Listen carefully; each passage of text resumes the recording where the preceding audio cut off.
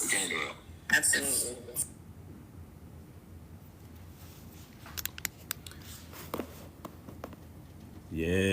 Yeah.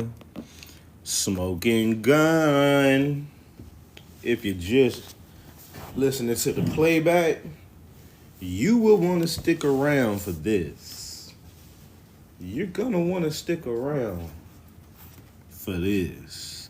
Let me just highlight this for the folks that's about to start coming in. If it'll let me, it may not let me. It's not letting me. It's not letting me highlight it.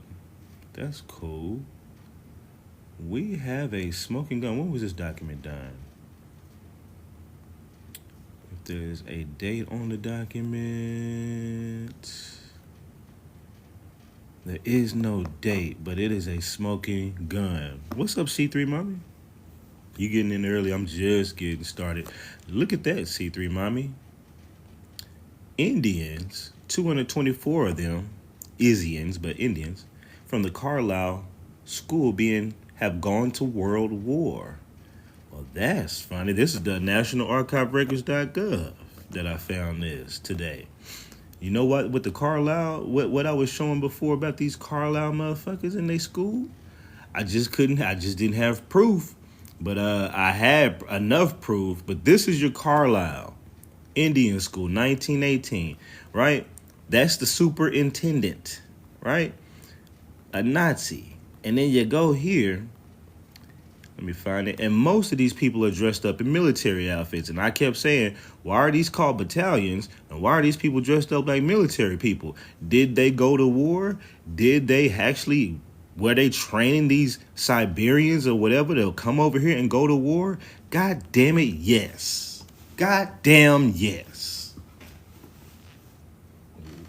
Sick motherfuckers. And then what else did I find today in the National Archives records? House Resolution Bill 2384, where they're adding monuments to the Carlisle Indian School to act like it was an Indian school only just prior. While now, currently, that same school is now a war college, a war facility. Hold on, I think it's over here. Carlisle School operation from here at the site is now occupied by the United States Army War College of Carlisle, Pennsylvania. So we're gonna get into this. Let me go back to this. So we know for sure they brought these illegal people over here, these immigrants over here. They sent them niggas they trained them niggas for war in some of the first Indian boarding schools. The first Indian boarding schools were us. We were in the first Indian boarding schools, which they're erasing. They call them freedmen boarding schools, and they come up with fake ass histories. We were in some of the earliest Indian boarding schools. They was not an Indian boarding school. They came here to train for war. They came here to train for war and get their citizenship through war, through being in the army. Right after this time, and we're going to get into the details, right after this time, 1924, that's when they get their citizenship. 1918, they was in the school being trained to go to war. They come back after that war, all of a sudden they're all citizens. All of a sudden, everybody's all whatever. So yeah, we about to get into this, y'all. And we're also going to be getting into where did these people come from? Because how many of y'all know that, where's that document? How many of y'all know that they was allowing Mexican students into the Indian schools? Who knew they was allowing Mexican students into the Indian schools? Isn't that funny?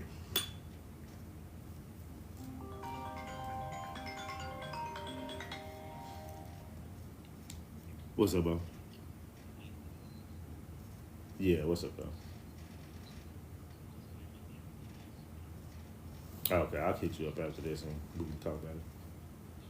All right. He said, can you send me this, please? I'm about to do an Indian training school series. Yeah, I'll send you a lot of these receipts. Not only the Indian training, because eventually I'm going to do a documentary on these hoe-ass niggas. Bitch-ass niggas be lying. Because I got clips of them and how they be lying about these schools. But But no, yeah, I'll send you the stuff about not only they schools but all the freedmen boarding schools, like the Tallahassee Manual Labor School. Because what we're gonna and if I don't, I'll be doing these long ass live streams. So send me a DM to remind me, because I might get off of here and forget. But as everybody's complaining about these boarding schools, all your fake ass natives complaining about these boarding schools. Okay, bet that. Yeah, all these fake ass natives talking about these Indian boarding schools or whatever. Is that TV? I'm gonna let you up for a second before I get started. Hold on, I gotta plug in this thing because I use my other phone in this.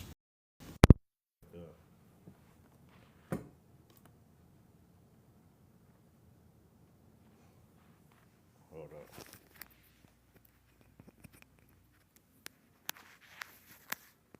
on. Okay.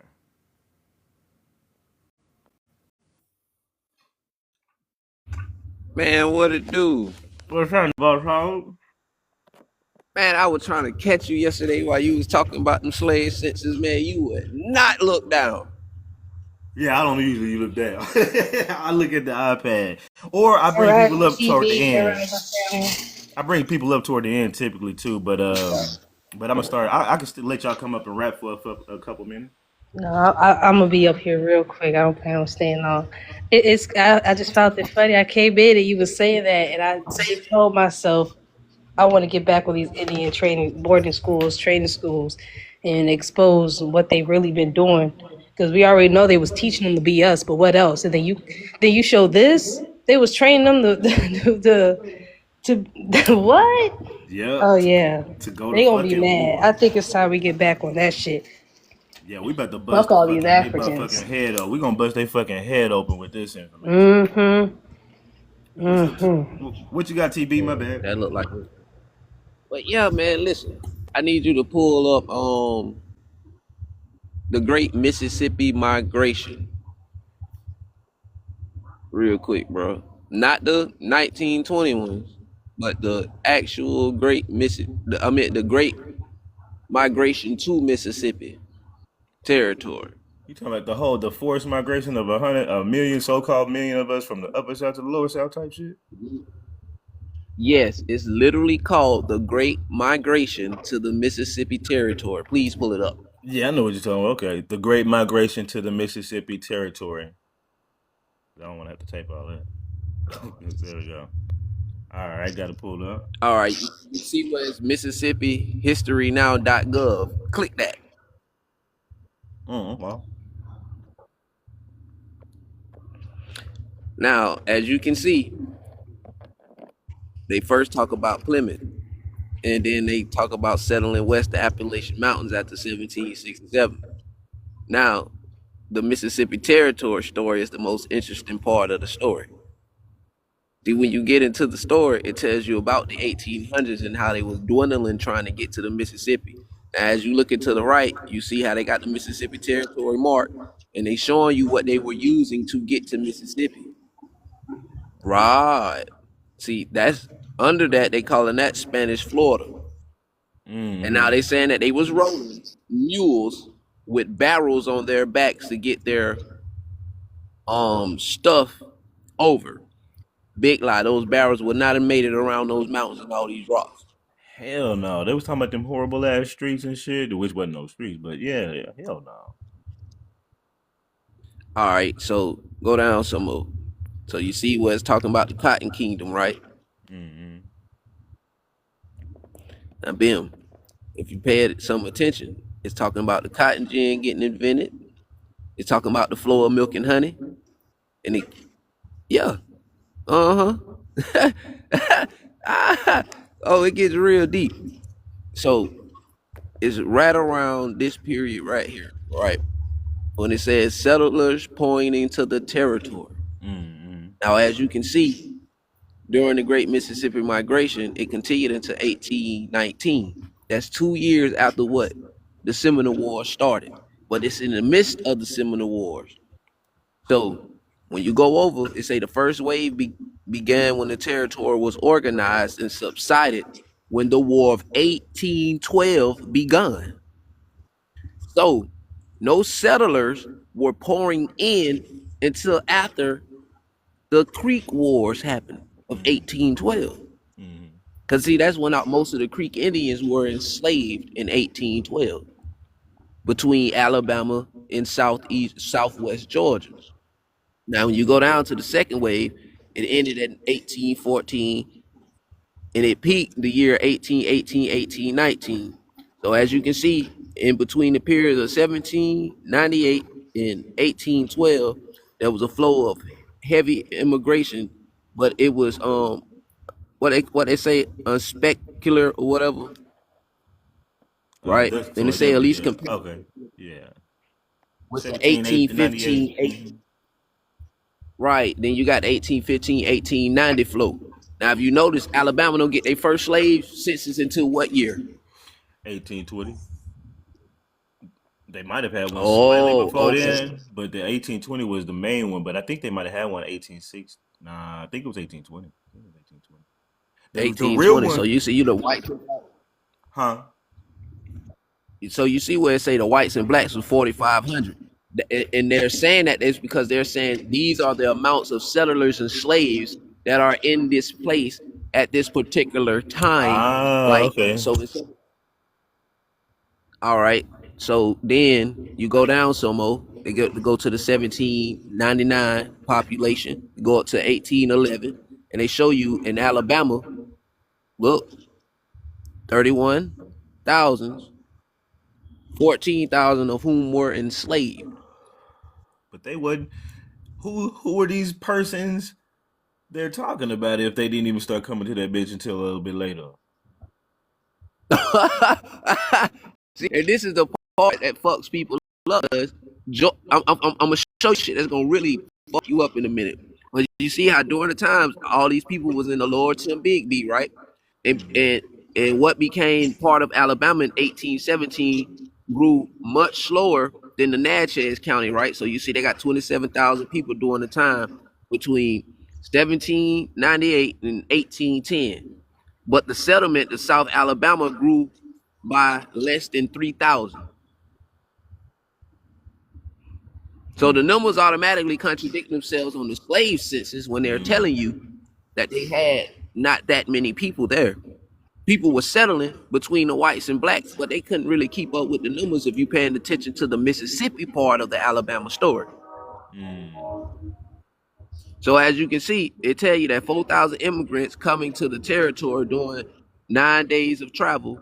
Residents of the old states, such as Virginia and the Carolinas, began to fear the Mississippi fever would depopulate their states, wherever seen to be moving in Mississippi. Now, this is the thing. This is when the Virginia Yazoo Land Company and the South Carolina Yazoo Land Company came into existence in these same years.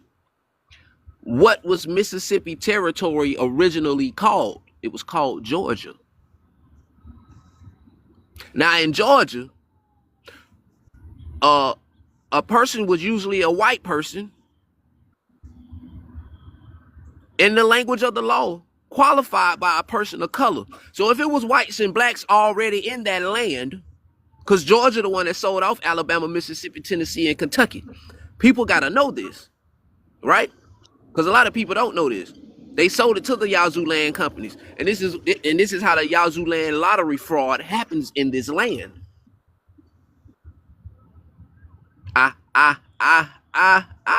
That's where you get to busting them, because if the white folks was already there and there were so-called black folks, but the white folks was qualified as colored folks, what they tell you? That all the Indians that had slaves before 1830 were the white folks who were colored folks. And they was already So settled there. Well, they would have been the Creeks. they would have been Creeks. They would have been Choctaws and Creeks who married each other. When it was the tribes that were mixing amongst each other was the people that these people wanted to colonize. So if the Creeks would like say for instance, you got around the Appalachian Mountains, most of these tribes are Itse Maya, ancient Toltec people who are Choctaw or Chickasaw. You got Chuo people who are Arawak people. Then you got these Appalachian people who always been around the Appalachian. They calling these people Creeks. All of these people are mixing amongst each other down here in the South, and you got the Algonquians coming up and down, and this is how you get this Siouan population of different Indians. So the word Cherokee don't come out until 1715. If people pay attention, Cherokees are always the first to sell their lands. That's deep.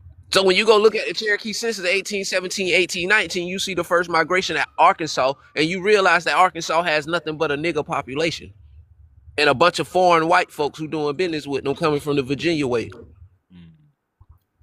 and the Carolinas. Am I wrong or am I right? Yeah, I can see all of it. Because that was my All main right, thing so was these people had to be there. They show up. I didn't get to dive in. Like I knew about the Louisiana Purchase, but I just know it as Louisiana Purchase. I really ain't even studied it, to be honest with you. So I'm just like making all these conjectures about how they counting all these people in Alabama all of a sudden out of nowhere. You know what I'm saying? There's 40,000, 100,000 people there. They must have already been there, but go down some more. Go down some more. You finna see something. Let's go down a little bit more real quick. Because you see where the state is born. And it's showing you the territory. What it's saying again, 1810, 6,000 some white folks, 2,000 some black folks lived in Alabama section. And in 1820, the numbers had grown to almost 99,000 white folks and 47,000 slaves, yeah, with that's the increase crazy. of 13,000 persons. How that number jumped that high? Yeah, that's crazy, and that's why I was trying to look through manifest. You probably saw me looking through manifest records and all these other like census, trying to figure out where did y'all niggas come from? Where did y'all ship nigga Now motherfuckers in? click out of that one real quick. Now keep that one, but go now, when you click out of that one, go to the one that's up under it, and it's finna tell you a whole story just like it, but it's gonna be way more descriptive. This Click back way. out and go back to the Google jet. Oh, okay. All right, now go down. Go scroll down a little bit. All right, Great Migration, Mississippi Encyclopedia. Okay, yeah. Yeah, that one right there.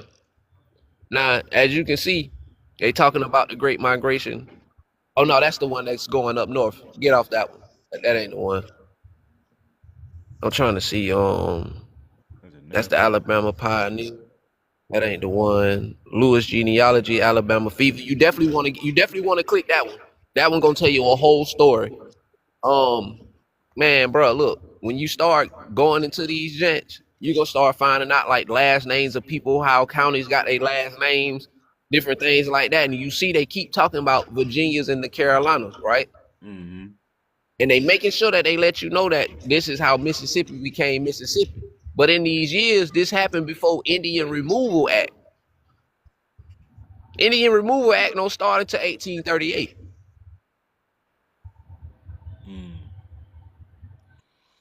Yeah, and that's what they try to say. When I was listening to the Alabama Historical Society video, they try to say that's what the three states they said they came from: the Georgia, the North and South Carolina. And I can't make up the numbers for that.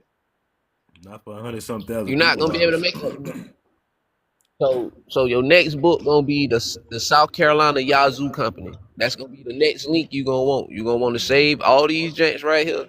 The next one you're gonna want to go out and you're gonna want to click in the South Carolina Yazoo Company. Yazoo Land Company. There's a book for it. And yeah, Yazoo Land Records, Yazoo Land Companies, all that's like, bro, And that everything Yazoo that you word has never been knew about around. Negro. Go ahead, say Listen, that. because Yazoo was an empire, and a lot of people were a part of Yazoo, and Yazoo was something that was erased from history. So when they were telling you about the Yazoo Land Lottery grab, these folks made these companies because they wanted to conquer. Every company that was made was literally made to conquer a place. So instead of them being able to conquer it, they had to purchase it through fraud.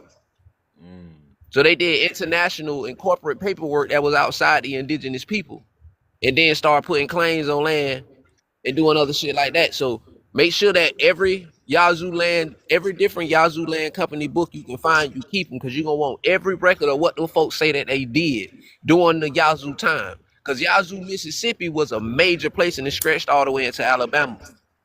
Then when it went west, it went all the way into Arizona.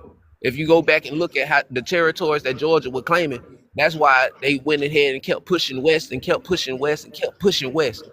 but they had to conquer Florida first. Once you erase Florida, then you can take over everything else. Like East Texas was a part of Florida. Louisiana was a part of Florida. So the original Louisiana Purchase was all a part of getting rid of the people, the Choctaw, the Chickasaw, and the different type of Creek people that was living between Mississippi, Alabama, and Georgia. They needed the cotton belt. The black belt, the cotton belt was the most important thing to these people on the planet at this time. Because anywhere that you can grow cotton, you can grow every piece of food on the planet, Florida including went up booger to the sugar. Midwest. It hit the Great Lakes. Right. That's how big it was. So We had maps of it. So when you dig into those records and you start trying to pull census, you're gonna keep finding records that's gonna say Mississippi had a population. The Mississippi Territory had a population of 386,000 people. If you look at the slave records, by the time you get to 1820, Mississippi got 386,000 people, and damn near showed, and damn near does Alabama by 1830, Yep. 1840. How in the fuck did y'all get that many people, and you can't even show how you move that many people from Virginia or South Carolina? See, I'm so glad that because I know you deep, super deep research, and I'm so glad that my assumptions because I was just sitting here like, man, I'm not finding no transfer of motherfuckers nowhere. I found a bunch of white folks coming in on a boat between 1820, and that bunch of motherfuckers from Germany and shit. But I the black folks, say I this, couldn't find say that this. change. I say this. Access genealogy, dude. Dude, Cherokee. Damn. What the fuck is this called? Um. It's on Access genealogy, bro. I can't. Damn. What the fuck is his name? And I'm on the phone, so I can't look at it right now. We'll go type in Cherokee connection to the Mayas and Access genealogy. I think that's what that shit should be called. But make sure you say this too. Oh, I got that book saved. Yeah.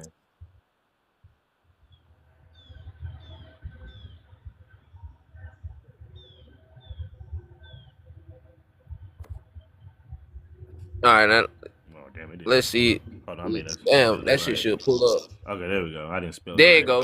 Who really are the Cherokees? Click that, cause you're gonna want this.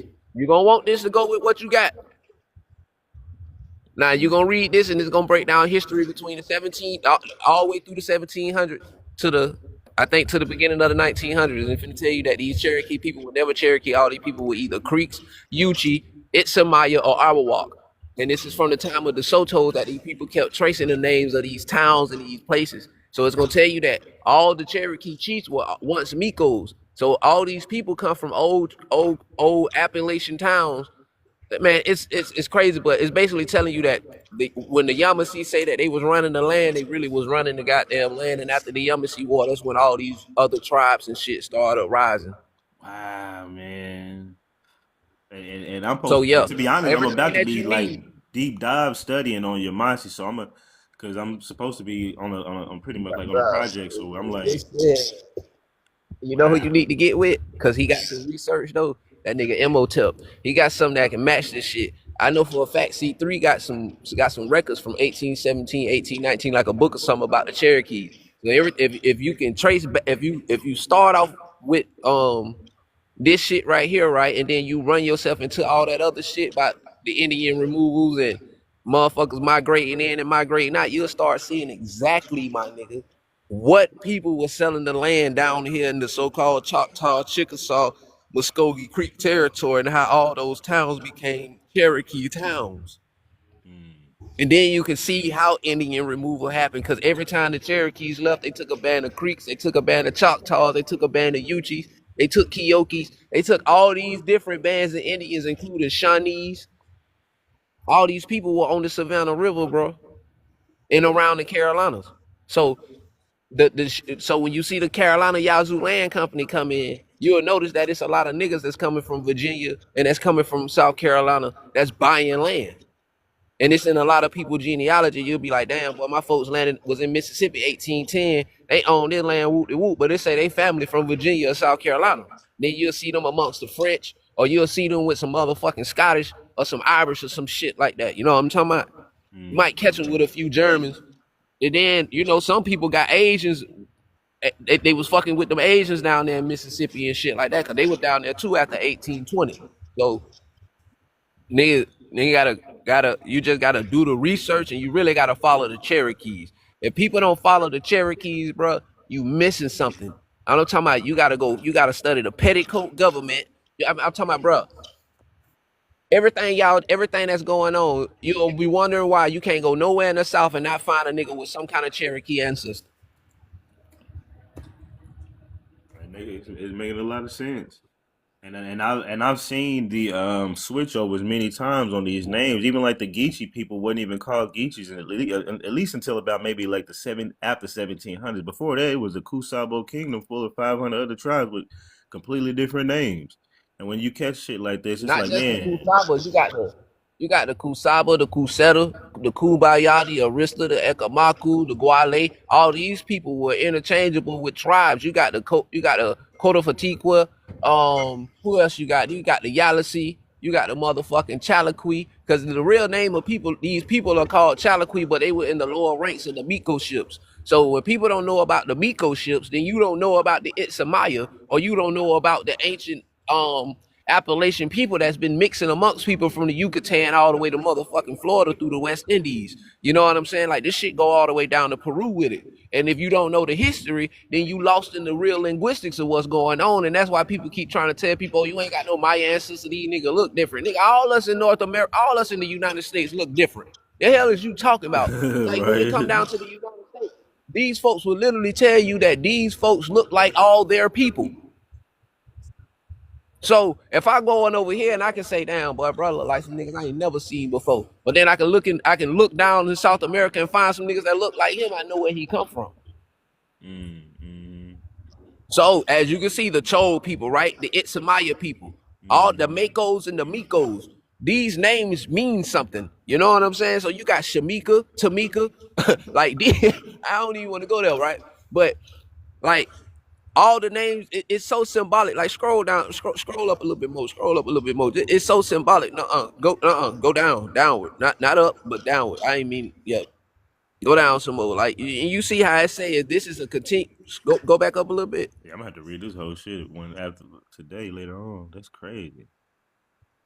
Yeah, but see, you see where it's talking about did come together to form the Creek Confederacy. So all of these things that were happening, these things were happening amongst wars, bro. And the Cherokees came amongst themselves after the Yamasee War.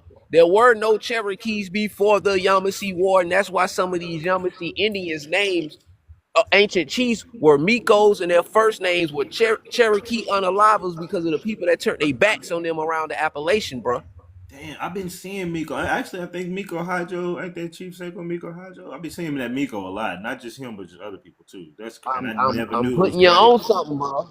Never knew what it was Because this connected right here with. gonna tell you that all those small old Itsamaya, old Arawak, old Chol people towns, all those old ancient towns that were right there supposed to be connected to the Maya people and the ancient people of the Appalachian, all those small towns, bro, turned their backs on their people, bro.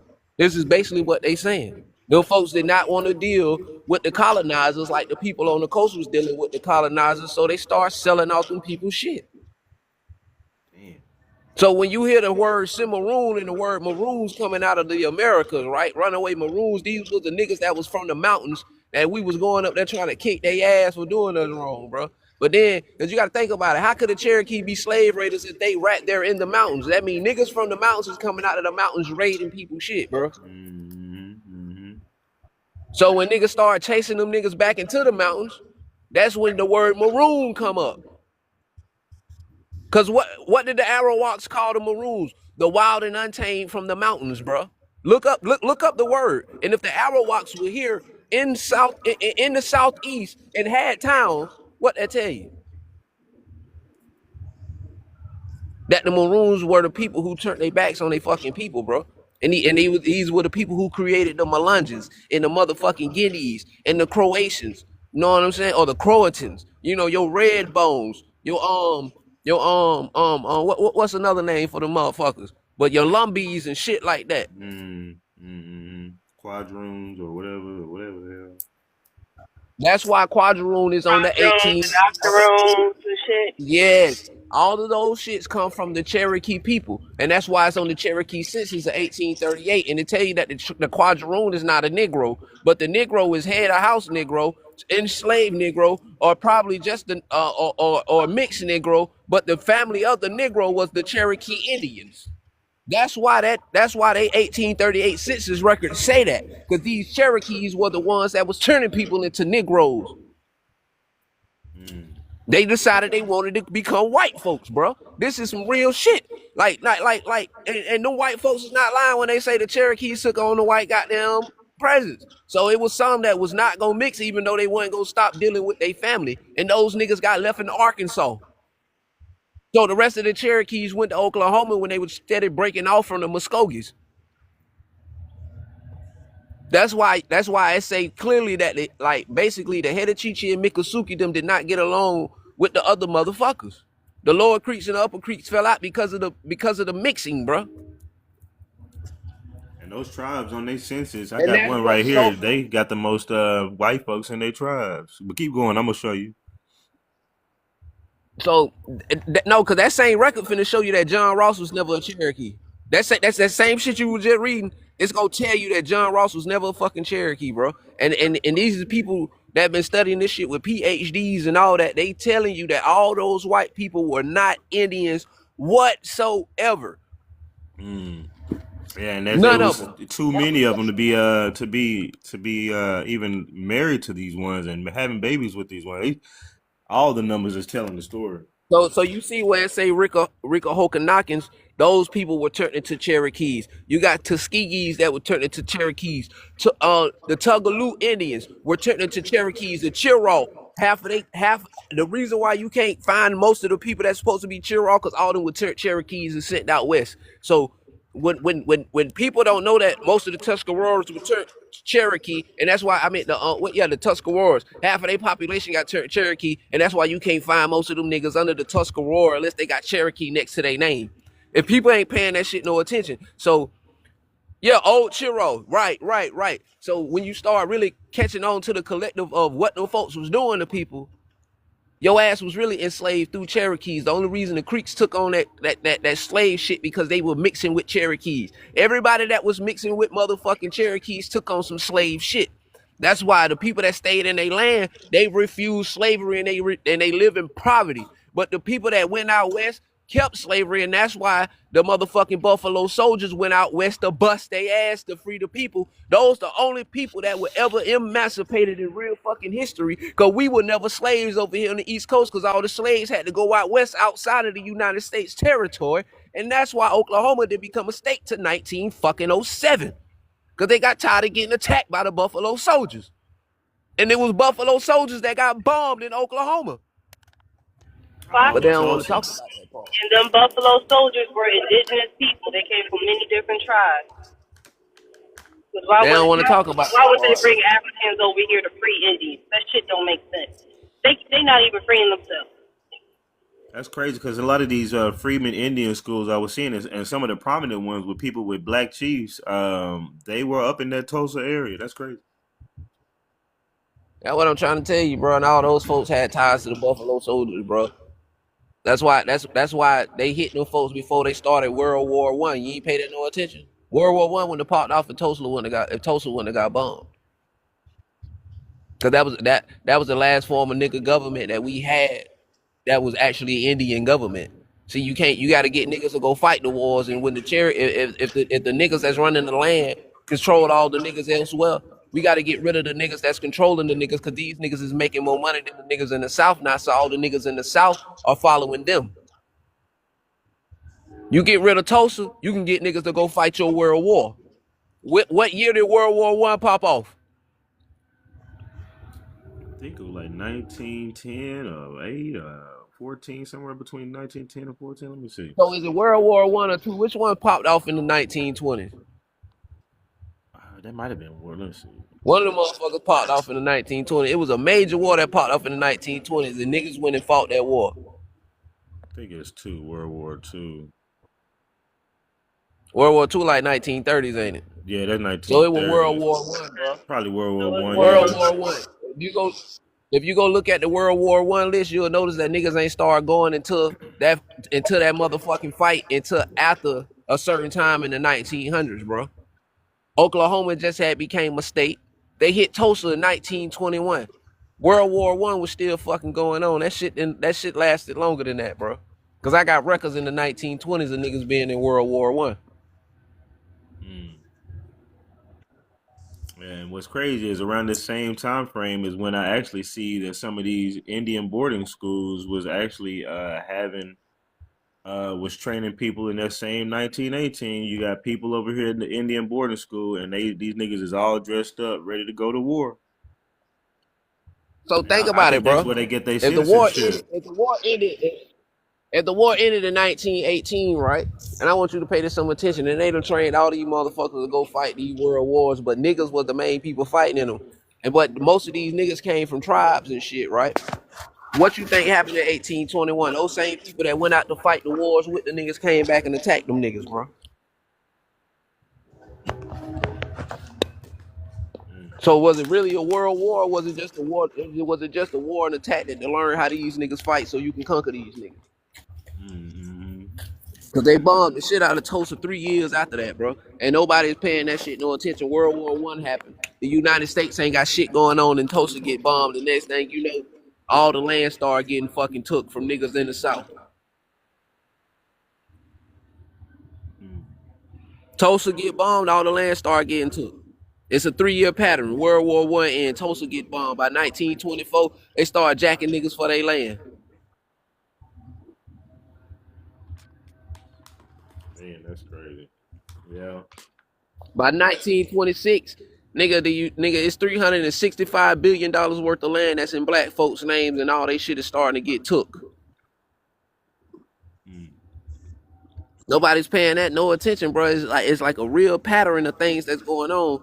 And that border school teaching them how to fight in the 1918s just make it all explain. Because it would take motherfuckers literally 3 years to study motherfuckers to know how to properly attack them, bro. All right, y'all. I'm about to go into work. Y'all have a great day. TB, I'm gonna give you your flowers. You do some awesome research. You and Samuel. I'll see y'all later. Appreciate you, C3. All right, appreciate it, man. Mm. But yeah. So if there's no proof of anything we saying, let's go. How about you get on the panel and prove what's wrong? Because for people to be cold talkers, we noticed that none of you people had a high population density before the 1870s or World War I or II. We noticed that the Japanese were in concentration camps right on top of the reservations that y'all live in. Yeah, well. So, Well, I ain't finna let them up because I don't do panels on mine because I just be giving oh out yeah, that's game. right. My bad. Yeah, no, you super My good. You bad. super good. I'm letting you. I'm not letting you know. I'm really letting the dude know because he started requesting the unknown, whoever you are. Yeah, I don't do that shit. If I let you up, I'm gonna clown your ass and then block you. So if you want to get clowned and blocked, that's all that's gonna happen over here. But yeah, I just my people, man, they over here, they just love to get the game, and I mean, I'm just trying to tailor it to the audience. You know what I'm saying?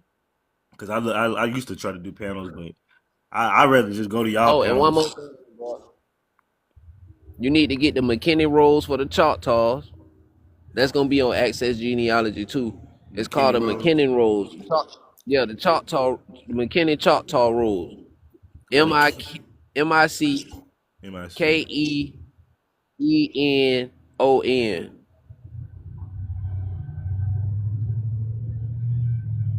Then put Choctaw on the end.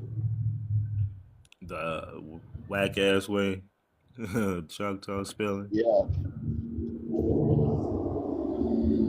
Thompson McKinney Rose. Okay. Well, no, that's Yeah, Thompson this. McKinney. That's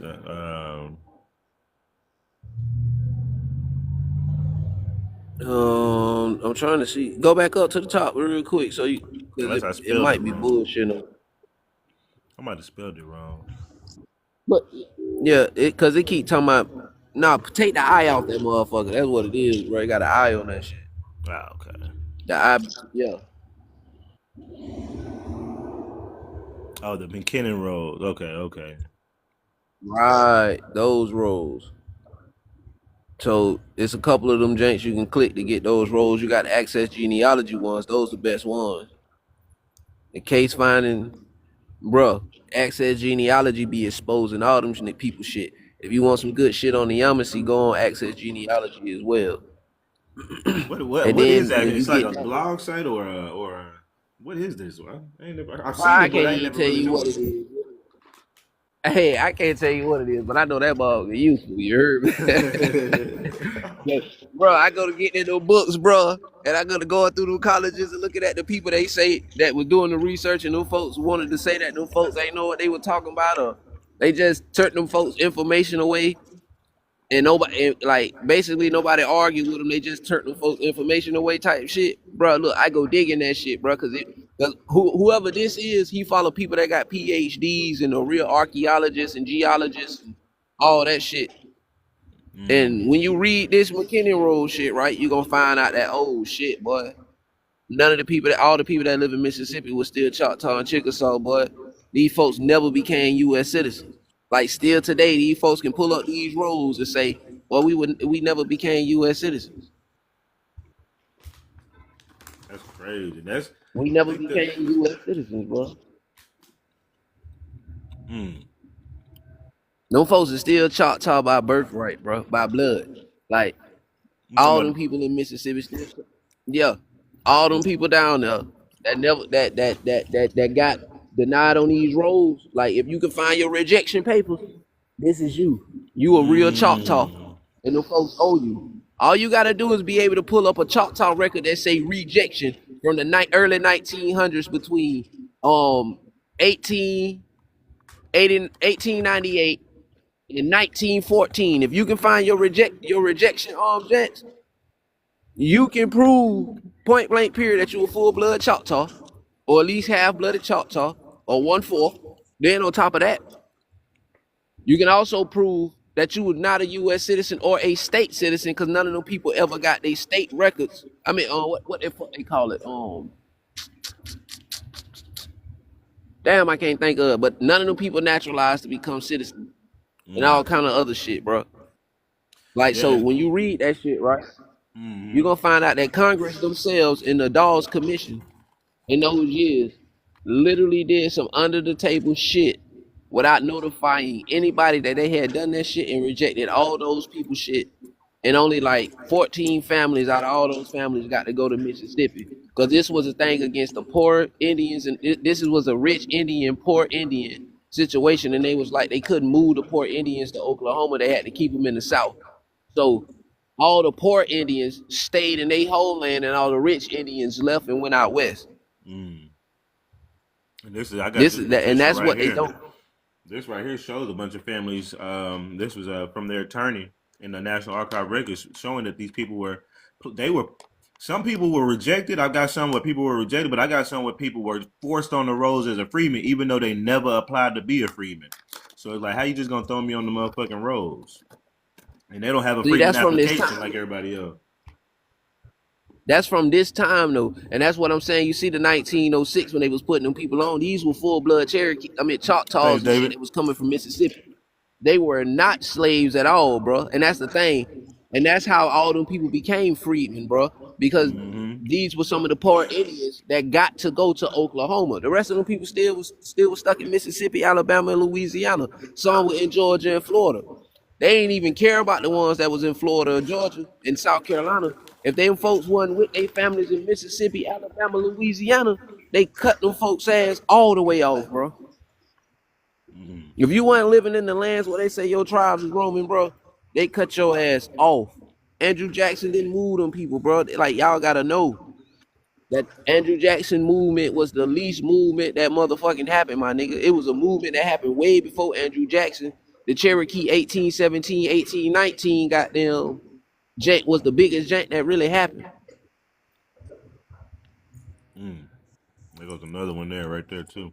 Yeah, the Perry case. Well, yeah, no, that's deep, and that makes sense on why all these people were filing petitions and trying to sue. They was trying to sue the motherfucking five civil trials, whatever, the BIA or whoever the hell, for doing them like that. Mm-hmm. And I'm about to get up into the lesson. But man, you done brought. So, like, to be honest with you, I'm gonna listen to this shit. That everything you just said, I'm gonna rewatch this live stream 2 or 3 times because you threw out so much game, and all things match up. Some many things I know about, but things I don't know about. Right? It's like you already got all the in betweens of the things that I'm just kind of getting the surface level kind of going on. So no, I'm Bro, you I'm deeper I'm than with what you that. think. You deeper Huh? than what you think, because when you go back, when you finally make it back to the slave census after you do all this Indian shit, and you go through the boarding schools and you connect the wars, because the wars and the introduction of these schools is gonna be the most important part of you using those slave census. Because see, the slave census, bro, and I want you to remember this: those slave census have something called a mortality script on them bitches that they talk about during the time of nativity in the Americas. And it tell you that out of 100 and some thousand Africans, only 10,000 claim to be actual Africans. Mm-hmm. But Yep. it's supposed to be a million and something people it's supposed to be 4 point something million people that were enslaved though. Mm-hmm. So if the original Africans was only 100,000 deep, but only 10,000 claimed to actually be Africans, that means that none of them other people were Africans. Exactly. That says a couple times in that doc. Mm-hmm. I them trying to You get what distinguish I'm who the saying? original African. Mm-hmm. Who the original Africans and who the mixed niggas is. Mm-hmm. And if you notice, like they said, they only could find 10,000 people. And those people were in the Louisiana, so-called Florida area. So when you go look at the Louisiana Sixes of them bringing in Africans, them Africans were between Texas and Louisiana because there were none in Virginia, none in Georgia, and none in Florida. Mm-hmm. Oh, shit. Because I can show you niggas right now, they can show you an African descendant record of his people being African born, brung into the motherfucking Louisiana Texas borders, bro. And that's why like you using this right here and what you got is gonna be so symbolic because you're gonna be able to trace back how towns and shit were conquered, how wars and shit were going on during these times, and which Indians were being betrayed, and how each betrayal led to the creation of a new fraction until there were no more fractions to create. There was just a population of confusion and fuckery, and these people got reclassified and stuck into a system that didn't belong to them, bro. Mm-hmm. So the Indians that went out west fucked us over. And this is no lie, and that's why niggas from Oklahoma don't really reach down south to argue, because all them motherfuckers know the truth. Mm-hmm. That was crazy. They been some That's where I'm sellouts. from. That's crazy. But where that's where I'm The from. niggas in But my people act Arkansas. like they don't remember the people from down there. No, the people from Arkansas, the same people, bro. They was the first to fuck people over when it comes to the land and shit. If you go read the history of the Cherokee lands, it's all annexed, bro. You know what annex mean? It's attached to the government. That mean them people became part of the government, and that's why Jesse Jackson changed niggas' identity, because the Cherokees are our black politicians, and other tribes that got treaties with them. Mm. Niggas is not paying this shit no attention. How a Cherokee nigga change everybody whole fucking identity, but he's still Cherokee.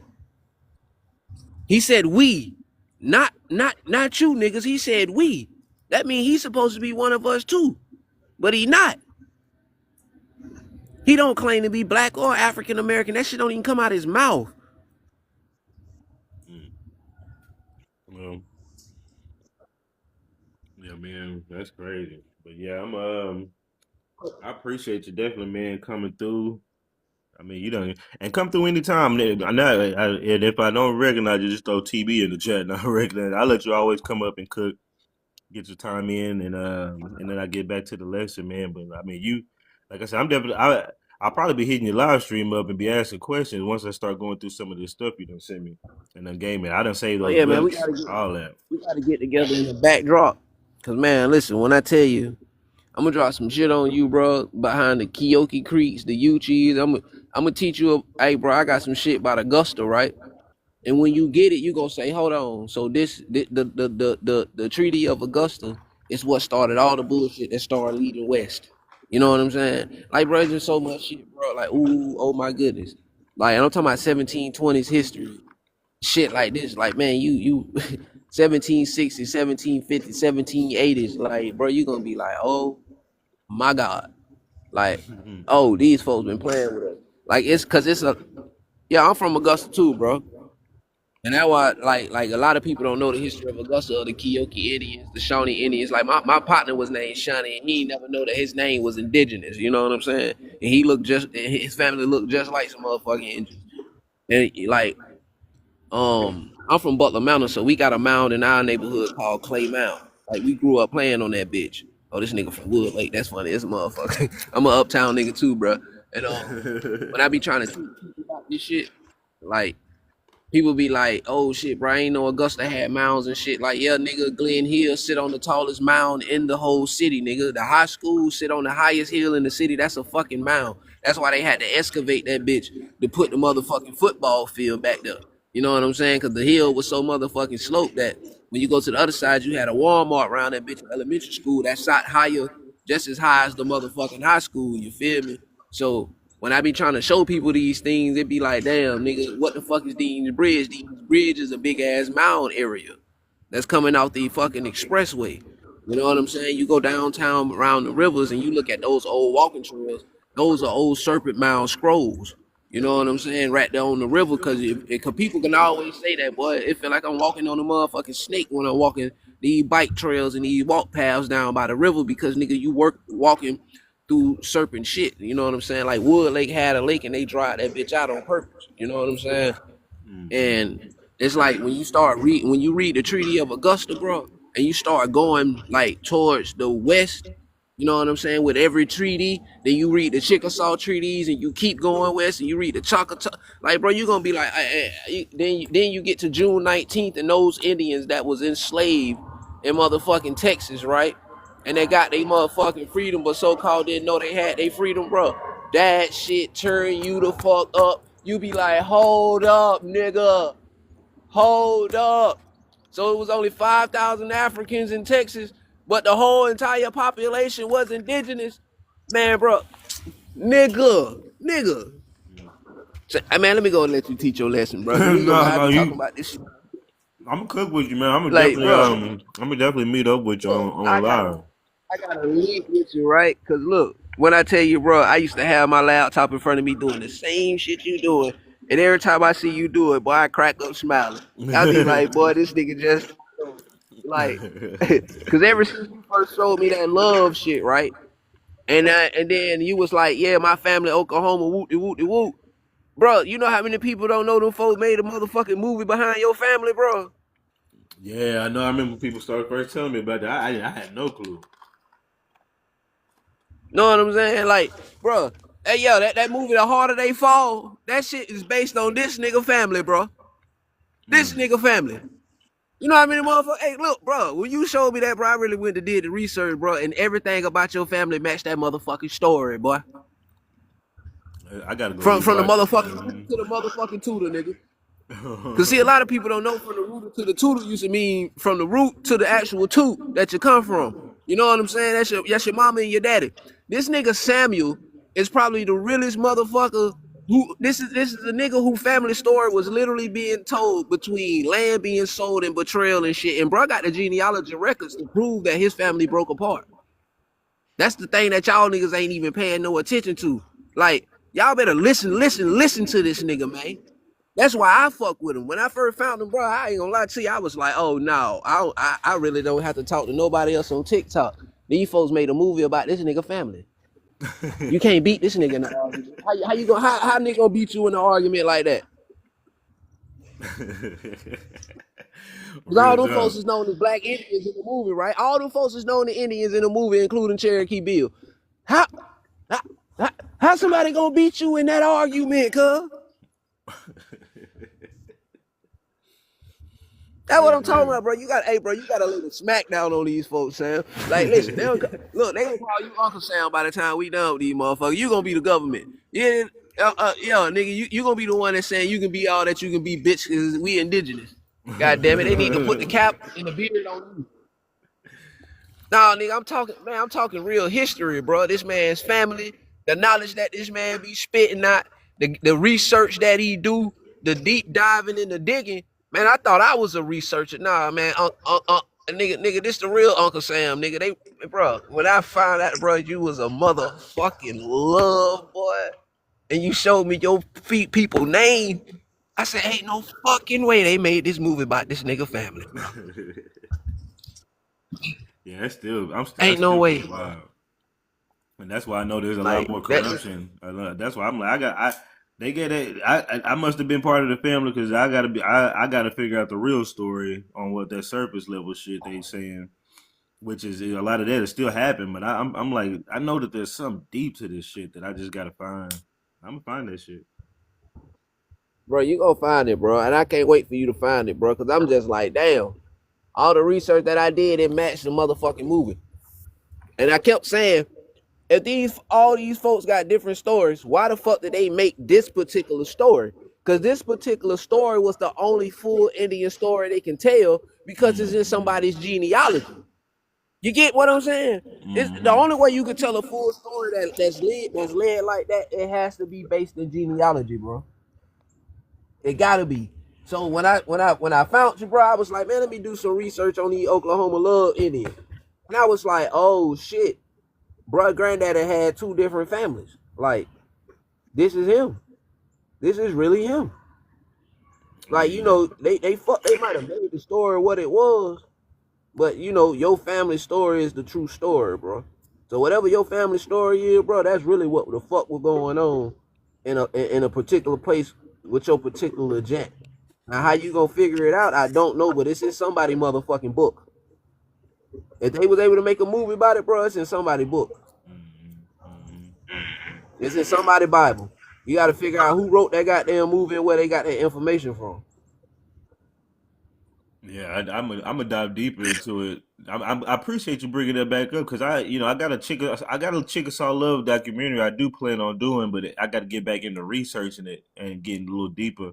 And I really somewhat forgot about the movie. I need to really go back, rewatch it, and just get a deeper dive, like you said, on who wrote it, where they got the information, what was they researching. Cause I think they might be trying to like glamorize. I can't remember the details, but they might be trying to glamorize the top dude, or maybe not. But it's like I believe Thomas Love really just kind of either killed off somebody, killed off the husbands, or he just took the families, like Warhorse was talking about, took the families up to Oklahoma without the dudes, without the husbands, and he just assumed position over their ass while they took over the oil fields and gas fields out there in the land.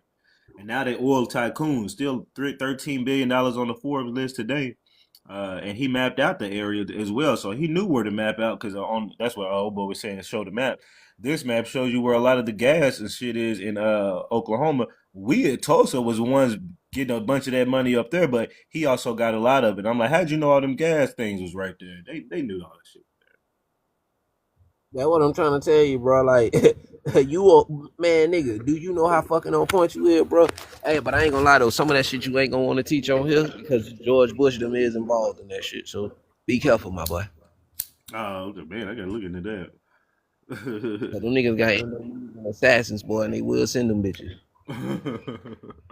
They knocked out plenty of white folks, boy, behind his oil and shit. Like, more Mm-hmm. white folks than niggas. Like, for real, for real.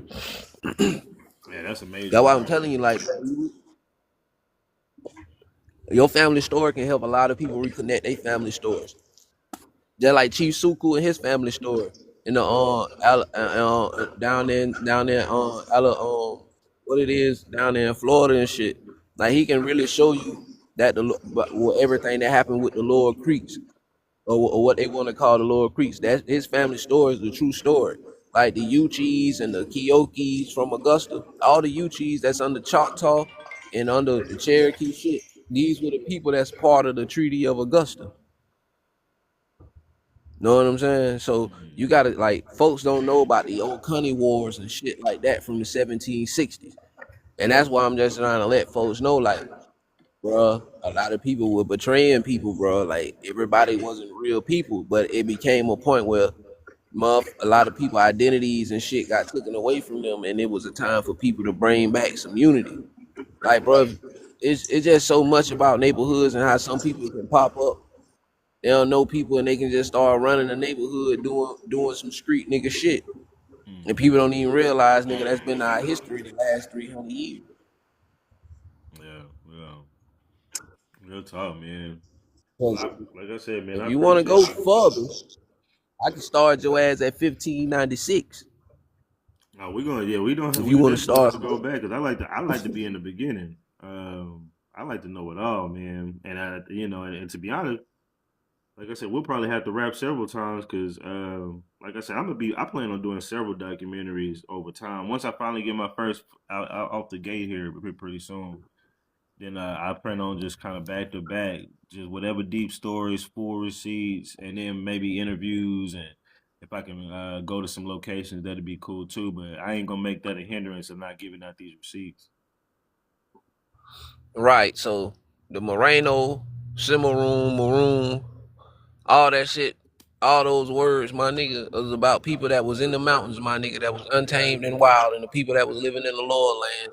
Somebody was selling somebody out on both ends, bro. So it done been fuckery amongst us in these lands with each other so hard that it's just time for niggas to start digging in their family truths, my nigga, and figuring out what the fuck happened with your people and how some of your people end up in Oklahoma and how some of your people end up in these lands fucked up over here on the East Coast like they are.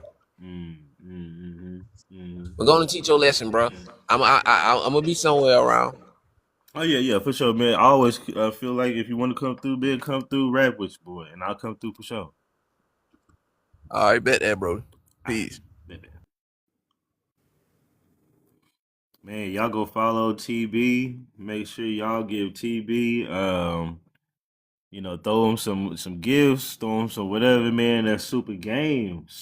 Putting your boy up on hella game, connecting the dots in between things that I didn't really know. I was on the surface level. Yeah, I'm gonna have to dive deeper to that Louisiana Purchase and the Yazoo's because. And sorry, UV, you said, do I have some bird eyes? No, I don't have any bird eyes. Appreciate everybody too. I know missed everybody. I like to acknowledge y'all, man.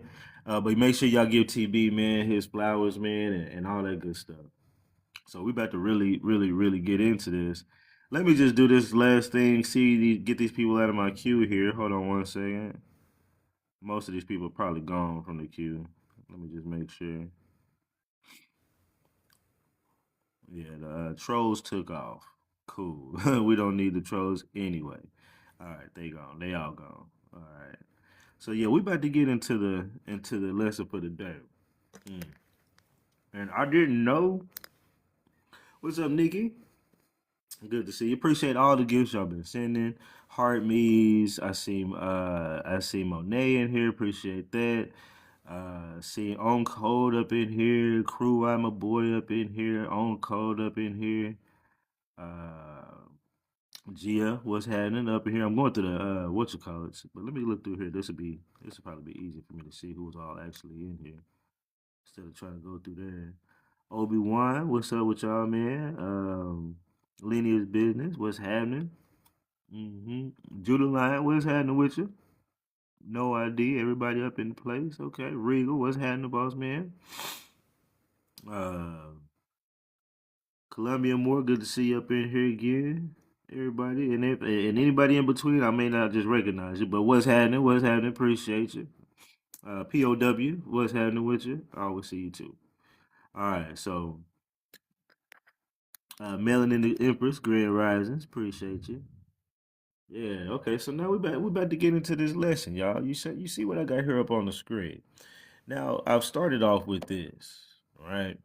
Now this is the smoking gun to let me know that everything I've been showing y'all in the damn yearbooks for these Indian schools of them looking like they about to go to war. Nobody can tell me anything different, nigga. This is a government document saying looks like we're about to send 224 of these reportedly going to war. Oh, and that's exactly what I said. I said a long time ago. I'm gonna show y'all. I said once I saw these fools in these outfits during 1918, and then you got this. Mind Fjord looking, Nazi dude right here, and then I was like, you keep going and you see these people, they look all weird and they look a lot older. And that's another thing that you'll notice. Most of the proof I've been going, we're gonna be talking about Indian boarding schools besides just this army bit. This army thing just kind of came back into play because I was searching records and literally found that record. What up, CR the Great? And I literally just found that record as I was searching for other stuff for the Carlisle School in the National Archives, and I was really trying to search. I don't know. I was just at some point I was trying to search for something, but when I was, y'all remember, this was your agricultural club, and I made fun of it. I was like, yeah, yeah, because one needs full military outfits as you go and till the fields and plant and food and stuff like that as you do your agricultural thing. One needs to be dressed with the finest of the finest military outfits, right? Then you got the cadets, commissioned officers for student battalions. And again, all these do not look like no little kids. They're trying to rewrite the story of these schools to make it seem like when they originated, they had little kids that you were erasing the Indian in them. But these are all people who you can't erase the Indian in these niggas because they are already old enough to never forget it. Okay, so it don't matter what you teach them in at this age. And then when you try to go to the old pictures, that's why those old pictures look doctored and they don't have too many. And then you got this dude right here. Let me go down here. You got this dude right here that was on that page. Uh, she said, "What you on now?" We're gonna talk about these people being sent to war. Said right, and you got these people right here who was in that photograph, in this photograph here, who definitely doesn't look like an Indian. He looks like the same kind of dude, a NAZI, right? If you know what those NAZIs look like. And then you got the stuff like this, just color sergeants. I was like, well, it could be some ROTC shit, but they do got rifles, you know what I'm saying? So I mean, it ain't no they just playing games, but the debating society, and I was like, yeah, yeah, because you need military outfits to debate wits between each other. You know what I'm saying? None of that ever made sense to me. And this is the first time your whole band is dressed up like they about to be the band for the war, right? So, and everybody's mostly of an older age. Now that's the Carlisle. Let's go to the Chiloko. To the Chiloko. Was it the Chiloko or one of them?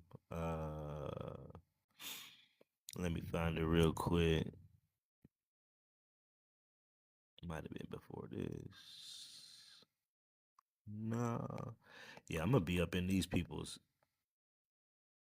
ass, dude. Okay, no, this ain't the Chiloko. This is the purple in 2022, and I have found that no, this is the Sherman Institute. My bad, Sherman Institute Indian School. Now this is one from today. Now this is from 1921, just a few years from 1918, and you can still see. Let me rotate this. And what I'm doing with this is just proving that it wasn't just one, two, or I done had at least four schools that I showed that they have officer battalions, okay, full military outfits. All right. Same thing with that. I need to rotate it, but you can see that's their band. I was like, so all bands, nigga, are going to war, nigga. That don't make no damn sense. All right, so this is another one on another school. No, this is the Carlisle Indian School, 1902. So actually, this is 1902, going back further than that 1918. So I actually found one today. I actually found a couple of photographs from that Carlisle Indian School, and this one is circa 1902.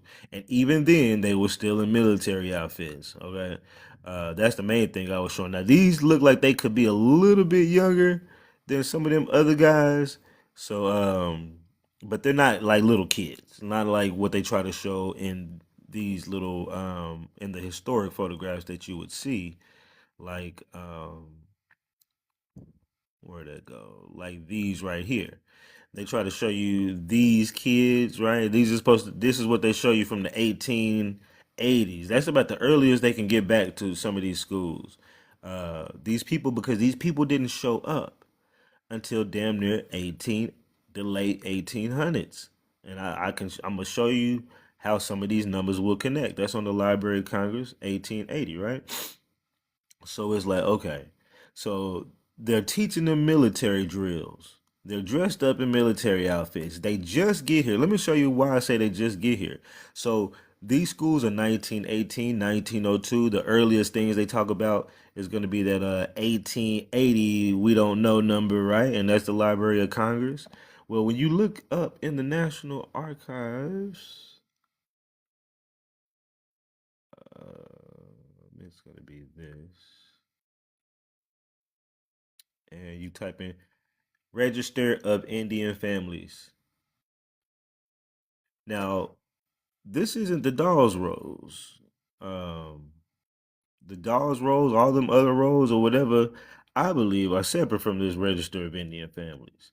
I believe these registers of Indian families are the people who are the Siberians. And why do I think that? Because most of these are done between the 1880s and 1928. When did those fake Siberians get their citizenship? When did Native Americans gain citizenship? They gained it in 1924, right?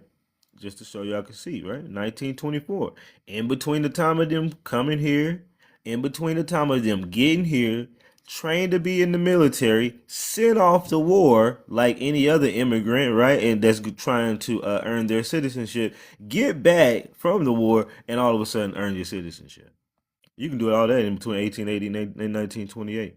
And at first, it seemed far fetched. I was like, well, I don't know for sure. Maybe they just doing military drills just to have fun, right? But then I found this, and I'm gonna go look for even more things. He said you need those. Oh, screenshot it. If you can't screenshot it, then DM me afterwards to make sure I send them to you because I might forget.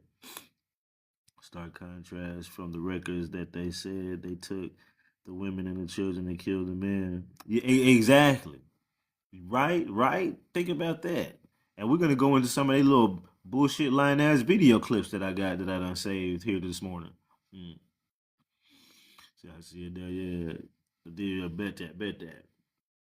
Appreciate that, Monet. So yeah, look at so you got the Carlisle School got an actual record saying that 224 students were reported by the Carlisle School as having gone to World War. So ain't no thinking about it. Ain't no I'm trying to be curious. They even sent some musicians from the goddamn band. It looked like they sent 15 people from the Navy, and I got one dressed up like he's in the goddamn Navy. I'm gonna show you. And then you got 25 from the Army. Let me see if I can find that one that was yeah, because it actually said yeah. Let me type this in. I could just put Uncle Sam. What? It didn't find it.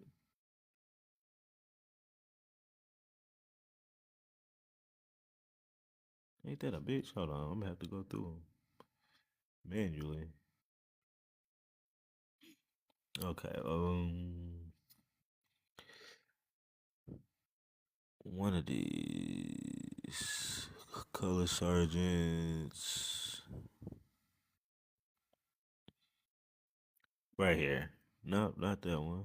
One of these said the five people who went to serve Uncle Sam, and I was still like, that pretty much says it. You know what I'm saying? But I wanted like something more concrete because you got to think if I put out this like if I put out a documentary when not if when I do it, this community they gonna come heavy. They gonna come heavy hard at people trying to, so to speak, change their story, but to be honest, is to tell the truth.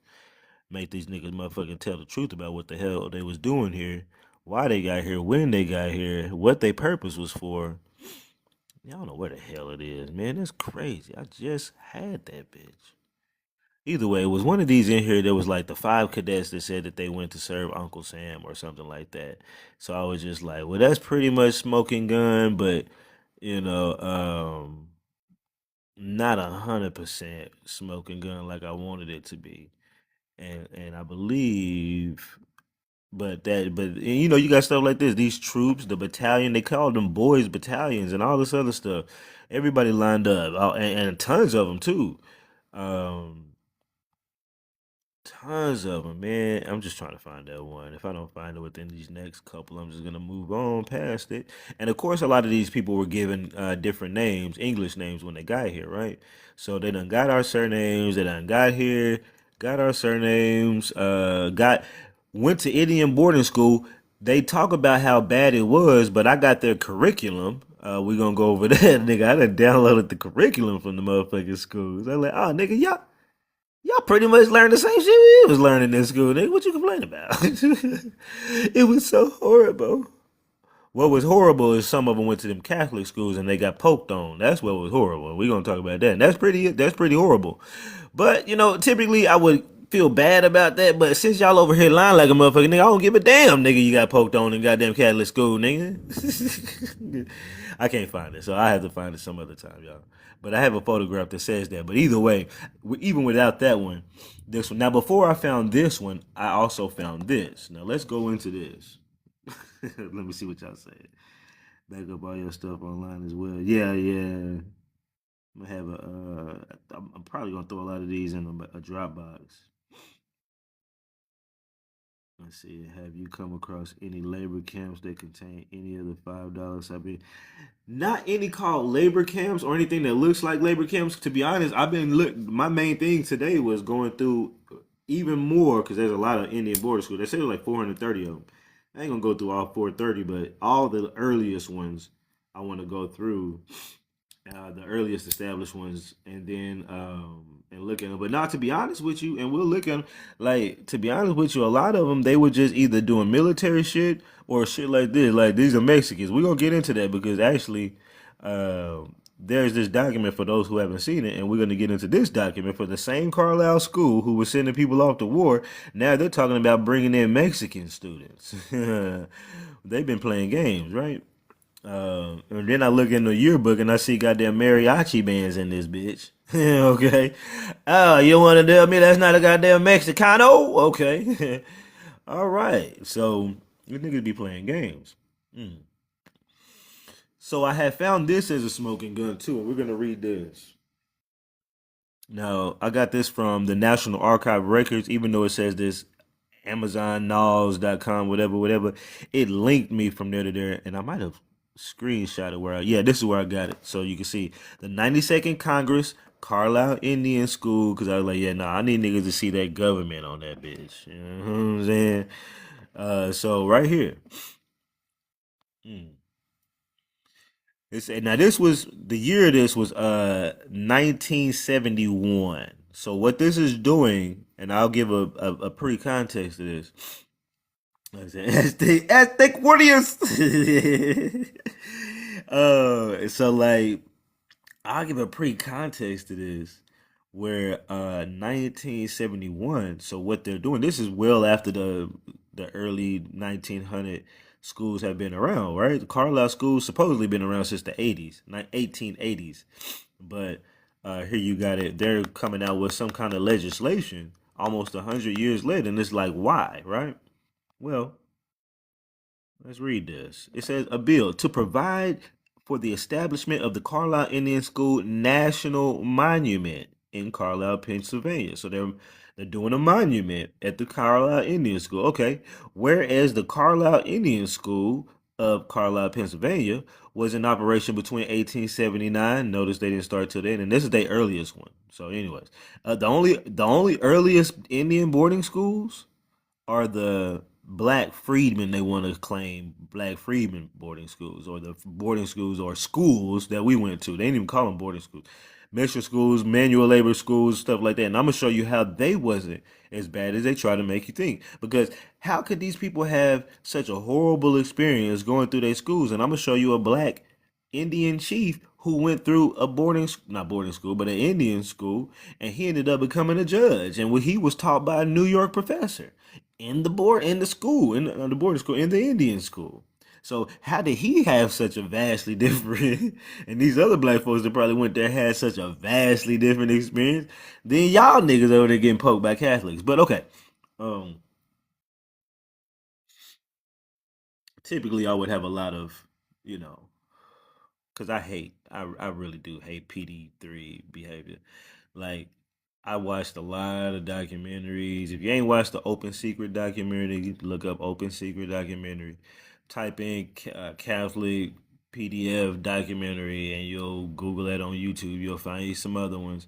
I watched some where there was some people. They so sick. They started a school for the deaf and the blind, and people would just send their deaf and blind kids up there, and they would be having their way with deaf and blind kids. Dude. Like, so I don't get me wrong. I completely hate that kind of behavior. But since y'all motherfuckers want to talk so much shit and want to lie about your entire history and come here, nigga, you can get popped. Anyway, so you went through hell to get that goddamn citizenship for real, and you accepted it. You wanted to come here. You wanted to go there. Anyway, and I'm gonna show y'all. Look, and I'm gonna show y'all on this stream. I'm gonna show you how they lie and say their kids was taken to these schools, but these parents was paying school tuition. Wait a minute. I thought they just took them from you. How you had to pay for the school? And I got two references for it. So you paid for the Indian boarding school, but you're telling everybody today that they took them from you, and it was mandated. Okay. We're gonna go through this. That's wild. That's how I feel too. Thanks. So yeah, we about to go through this. So let's go through that. So they're creating a monument. All right, right. I didn't get to finish this. So whereas the Carlisle Indian School of Carlisle, Pennsylvania, was in operation from 1879 to 1918, at the site now occupied by the United States Army War College of Carlisle, Pennsylvania. Wait a minute. Hold up. Hold up. Hold up. Hold up. So you mean to tell me that it was to look like an Indian school as y'all militarily trained and sent off niggas to not niggas, Siberians to war. And then after the decommission of the school, it turned into a war college? Still dealing with war? So basically it's been about war the whole time. Basically it's been about training army members the entire goddamn time. So you trying to create an Indian school monument to, throw a little propaganda up at the current army school. Yeah, we used to train Indians here. Yeah. There was a grant given by the government and we took it over and now we train army members. Well, didn't y'all have army members at the Indian schools? No, they were just Indians.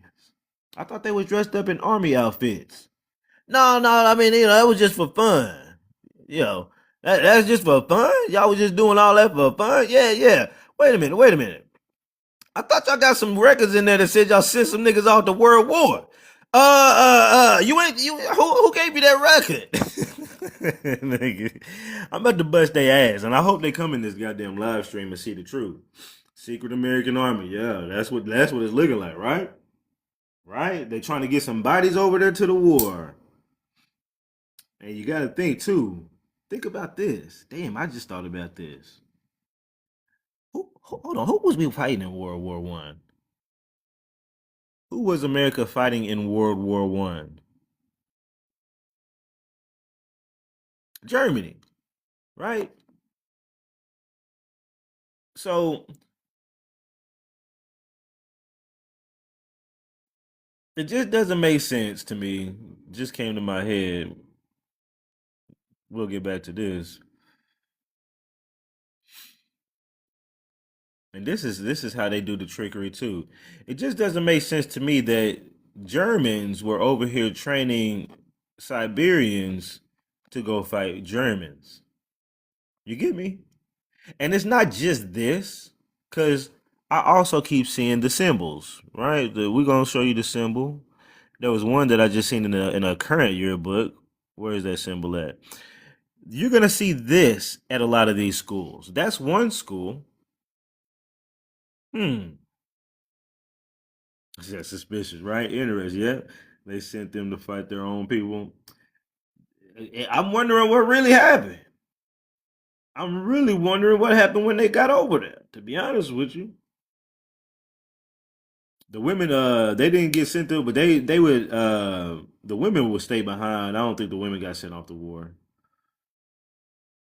So you got that right. That's there, and also when you look at the Chiloko school book, I want to say, well, we seen a float. There's a float on this bitch, and then there's another one I'm gonna show you too. It just wasn't like a one time thing. Like we just mean to do that. Yeah, we didn't know the symbol was that. You know, where is it at? It might be. I think I know where it's at. But let me show you this. And this one, and this is 1957. Is it in this one, or maybe it's the one? It's not this one. It's not this one. Hold on. Which one is it? Was it the Carlisle? No, I think it's the Chiloko, but I think it's an earlier Chiloko. This one might have that float in there though. They gonna hate that I got all these yearbooks, nigga. Saved on their ass. They gonna hate that they got all these yearbooks, nigga. Yeah, nigga, I'm learning about your history.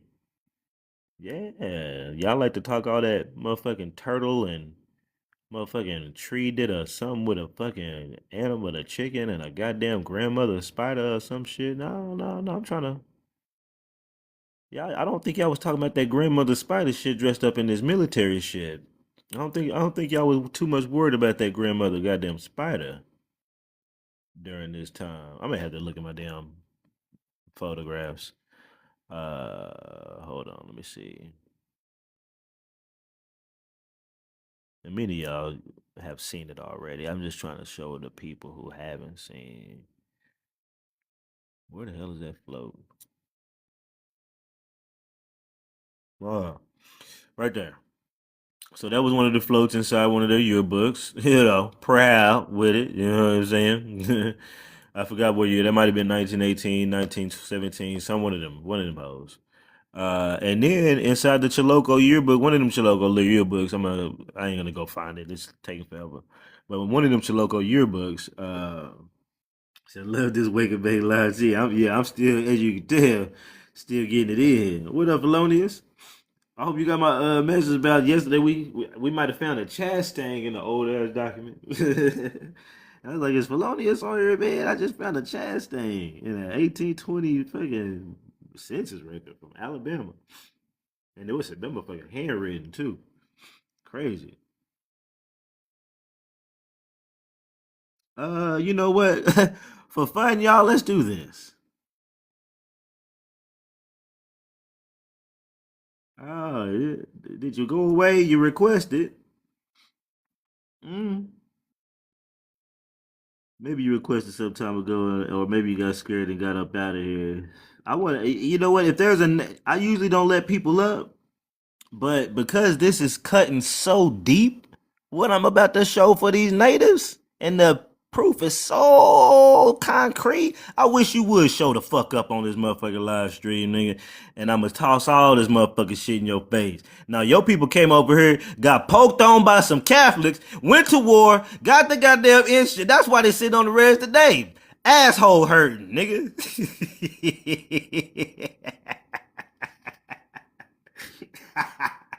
I got asshole trauma, bitch.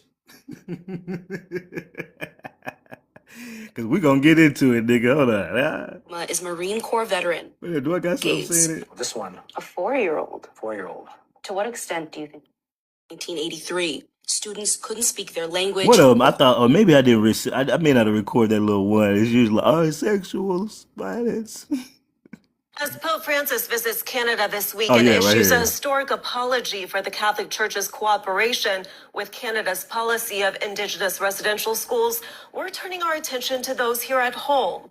North Dakotans have been front and center in the efforts to raise awareness and advocate for resources to help those traumatized directly or indirectly by what happened at federal Indian boarding schools in the States.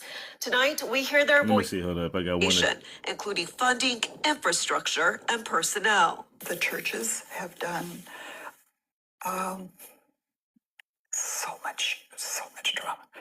Wow, you shouldn't have came here fighting wars. So much drama, caused so much abuse. It was all in the name of God. Ramona Klein's story is one of those featured in Stringing Rosaries. The book also begins with a poem written by her. I was trying to find the one. In that hearing with her words. I remember seeing my mom crying. Okay, no, that ain't the one. But there was one I thought I found. Look, and that's another yearbook. There's a whole nother school, North Dakota. So I got at least 6 or 7 different yearbooks from different schools that show the same shit. And that means they are all, in my opinion, that means all of them were this. Like, you're going to have to show me something goddamn different. During the early 1900s, they made me not believe y'all niggas wasn't coming over here en mass, fighting the war, getting your immigration papers, your citizenship right after that in 1924, because you went and fought wars just like any other immigrant would, and then y'all done became a buffer class on purpose. You knew you wasn't from this bitch. If you over here motherfucking fighting in the goddamn wars, you knew you wasn't from this bitch, and your grandpas and all them motherfuckers knew they weren't from this bitch. So, yeah, we gonna get into it. Maybe better not request up here, nigga. Get hurt, nigga. Anyway, okay. So, where's the Carlisle School provide high school vocational education, whatever? Okay, let me see what I thought was interesting over here. Oh, yeah. This just kind of further solidified it a little bit. It says that the purpose of preserving for the education and inspiration of present and future generations of Americans and the history of the former Carlisle Indian School and certain aspects of the life, activity, and culture of American Indian. The Secretary of the Army. First of all, you gotta ask, how'd that get in there? I thought we were talking about it anyway. Well, we know why, because up above it already said it, but right? But if we were just thinking Indian boarding schools, how the hell they start talking about the Secretary of the Army? Okay, well, let's keep going. Hereinafter refers to as secretary. So every time we see secretary, we see army. Okay, is authorized. So the secretary of the army is authorized and directed to set aside appropriate portions of the facility of the United States Army War College. It's the United States Army War College of Carlisle, Pennsylvania, as a national monument. Okay, that's why they got interjected, because they're showing about them being over that school, the War College now, and they dedicated portions of it to that. But how far back did they control that school, really? Right? But I found this, and then when I found this document, I found this right afterwards. That's when I went live. I ain't even gonna lie, I stopped. And let me show you where I was looking for that. All I did was all I did. Let me go back. Let's come to the National Aircraft Records and type in Carlisle Indian School. So if they don't want me to find it, you should make it so easy to find.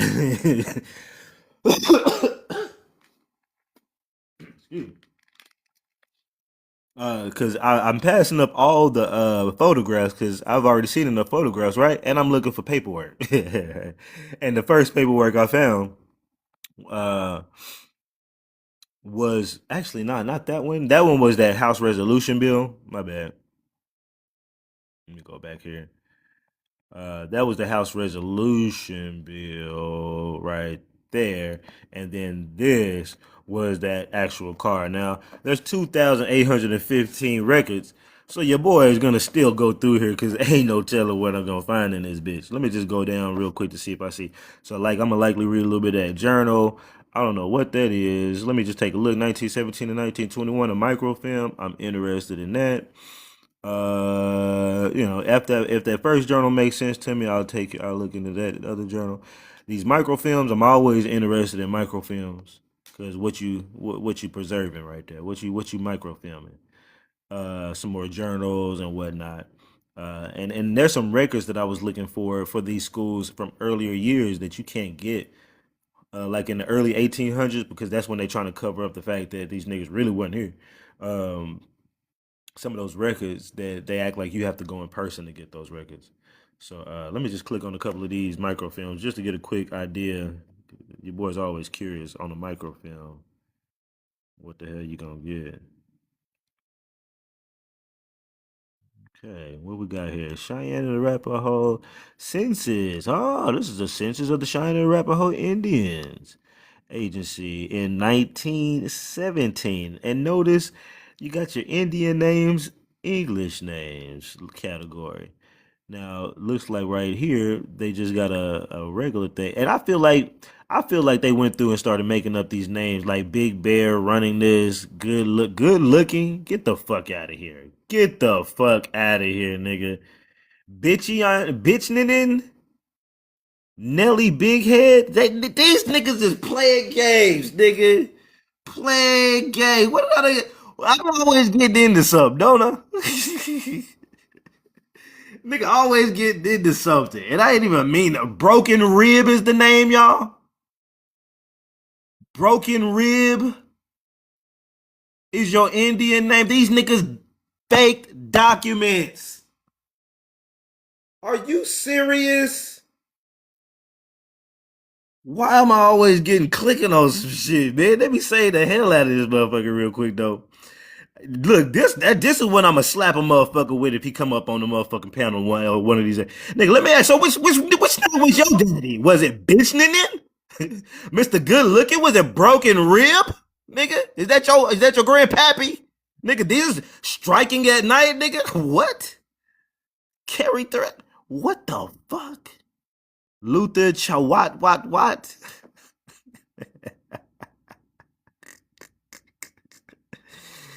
Nigga, what the hell I done got into there? Oh my God. Let me see if the next page is just as idiotic real quick. Come on. I better say, no, that motherfucker didn't say roast beef. No. Coal of fire, dude. Sitting woman. Neck hoof. Colored girl. Colored girl. Blanche colored girl. Nigga. Nigga, what the fuck I done got into, man? What school is this? Oh my God, dude. The Cheyenne and the Arapaho Indians. This is the Cheyenne. Oh, this is the Cheyenne and Arapaho Indian census. This ain't a school. This is the census. So think about the gravitate. I'm thinking about they done. In my head, I still have school in my head. This the goddamn census of the Indians, nigga. They done made up. Think about the gravity of this, nigga. Finding this. These niggas done made a census form full of fucking bullshit ass names, and these are the Indians on those motherfucking reservations, nigga. Fuck out of here, man. Are you serious? Y'all niggas really getting caught the fuck up. And y'all was doing stupid shit back then enough to get caught up. It must have been a young motherfucker that did this shit. They was playing games thinking, wasn't nobody gonna see this again? Nobody cared. Oh, nigga, I appreciate you playing them dumbass games, nigga, because I'm about to, oh my God, what the fuck is this, dude? We've seen a lot of census records, right? We've seen Indian rolls. We've seen a lot of different Indian records. We ain't never seen no shit. Bad looking man. We ain't. Come on, dog. Come on, dog. Come on, dog. Come on, dog.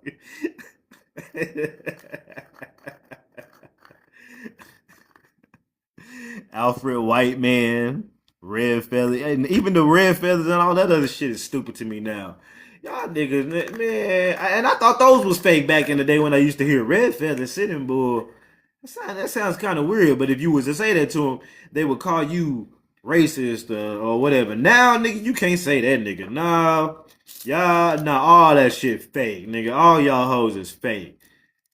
Motherfuckers done. I got y'all coming here in the 1800s. I'm right rolling up another one, nigga. I gotta roll up another one after that. I got these niggas. We got these niggas coming over here in the 1880s, 90s, getting registered, getting English names after making up some random ass Indian names. Getting sent off to the goddamn war, nigga, through boarding schools. They possibly got poked on, if they want to say they got poked on. And then they went to goddamn World War One, come back, get the goddamn citizenship, and now look at us sideways, nigga. Look at us like we don't know history. Oh no, y'all shouldn't have fucked with us. Y'all shouldn't have fucked with us. Y'all probably could have kept all this quiet. We might have just let you sit there and been your little powwow bullshit ass Indies. Now I'm on your ass. Now we're gonna be on your ass because I'm putting all the everything I do is gonna be in some kind of documentary, multiple different documentaries, nigga. And I'm gonna put my money behind advertising the hell out of them too. These niggas got the game fucked up. That's the whole census. That team, goddamn 1917 to 1911. It does say Carlisle School at the top too. So it's a Carlisle School Indian census from the Cheyenne and Arapaho Indians. I guess they went to that school. That's cool. What's this other one? I gotta see what. I only opened up one microfilm. I thought I opened up another microfilm. I gotta see what this microfilm is now, real quick. Now I gotta see. I gotta see. Then we gonna get back to the lesson, man. What the fuck is these things, man? List of annual reports of federal judicial agencies showing pertinent facts and dates covered by the narrative and statistical reports. Jurisdiction. Man, this is crazy, dude. This is crazy. I don't think there's anything good probably up in here. Let me just scroll down a hell of a lot and see if it's all the same. Now we got some letters, so it switched up. I thought it was just gonna be a list of just agencies or some shit, but something switched up. Let me go back up to see what am I looking at here. Before it's a bunch of letters though. Hold on, I'm scrolling over here if y'all want to see what I'm doing. Bunch of letters. Okay, so it stopped here. What is this? Captain Grand School, Target One. Okay. Nigga, these black and white things, it's like doing some real detective ass shit. I need some detective music in the background. So this is the Captain Grand School. So this is some Indian school. Villages of Indians in the Southern California area. Okay. Industries decline. Nearly the heads of families cultivate farms. Okay, that ain't talking about shit right there. I'm gonna just look at a couple other pages, then we'll get back to the main shit. Because now I know kind of what it is. I'm gonna just skip a couple things. Educational division, no arrest made. Police was selling and drinking liquor on the reservation. No liquor was introduced on the reservation, and no cause of drunkenness came upon my knowledge. Nigga, I don't know what I read, nigga, but this shit juicy. Drunk niggas. The amount standing timber. Okay, all right. I don't know what it is. Some I'll just have to look at some other time. But something about one of these schools. All right, so we're gonna get back to the lesson. But this right here, let me just make sure I save this as a favorite.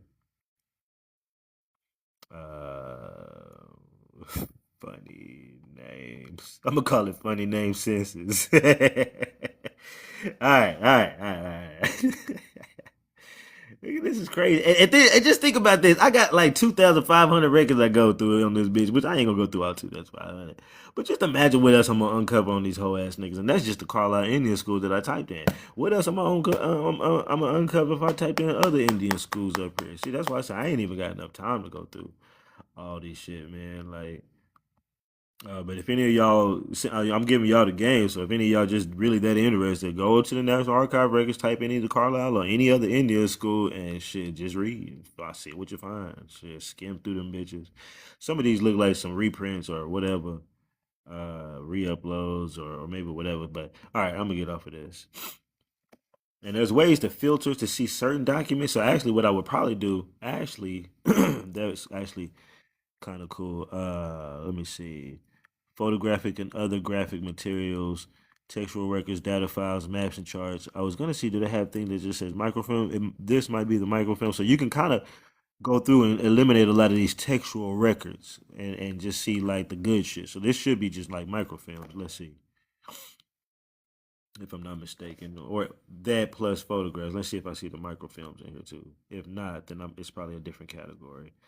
I'll probably have to figure out which one is the category for the microfilms. Probably gonna have to figure that out. Yeah, it ain't gonna be that one. Let me go back. Um, but if you do that, you can really kind of whittle away some of the bullshit and kind of go through this shit a little bit easier. File formats, TIFF files, record groups, collections,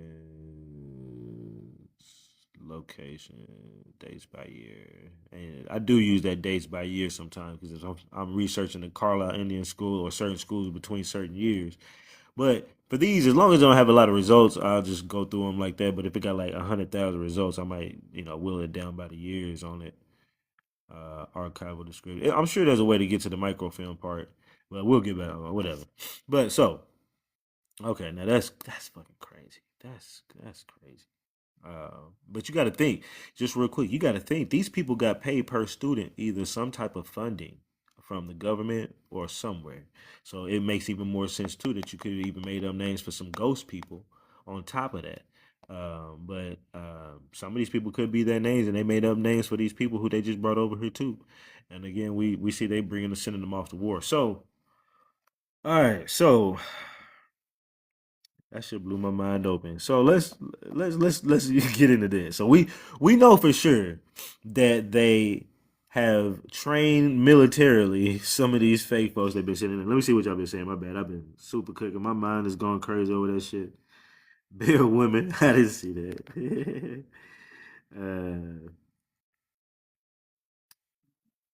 Oh, I didn't see you in there, TB. If you request back up, I can let you in. Makes me sick, right? Identity thieves, exactly. Pink Panther was Pink Panther in there? No goddamn way, nigga. No, Pink Panther was not in there, Obi. No way. I gotta go look at that shit. Racism is a protection mechanism. Yeah, yeah, yeah. That keeps you from asking questions. Asking questions. That Monet said that. Yeah, it keeps you from asking questions. And they like, I can't believe you would say that. No, nigga, I'm gonna say the truth. I don't give a damn if you think it's racist or not, nigga. It's the goddamn truth. They goofies for that. Probably even worse. Even names worse. I'm on it. Need to find their birth records. Right? Need to be looking at it. Definitely.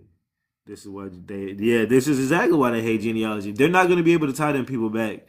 And Melanie Emperor said that they're not going to be able to tie their people back past the 1880s. I guarantee you. I guarantee you. If any few, if any few can tie themselves back, I really ain't gonna see it. To be honest, I ain't gonna really see it. I don't think I'm gonna see it. So these people, these the people who say they run the world, right? With names like that, doing shit like this. This is getting deep for real. And it really is. Sammy Cook. Appreciate that, Bob. He said detective music. Yeah, I need to play me some nigga some goddamn Curtis Mayfield music in the background. I would do it, but I'd be uploading this motherfucker to YouTube, and them motherfuckers will fuck copyright your ass. So I'm like, all right, I guess I ain't gonna do that. That waka chicka waka chicka waka. But okay, so do. I had to get that out. All right, so uh, so look at this shit. This is the Carlisle School too, and you got to think about this. Think about a lot of this corruption I've been showing y'all. The census form, the Nazi stuff, the taking in, sending kids off the school record. Now we got a record from the Carlisle School. The Carlisle School is. Let's see. Let me just Google it so y'all make sure I'm not tripping. What are some of the first Indian boarding schools?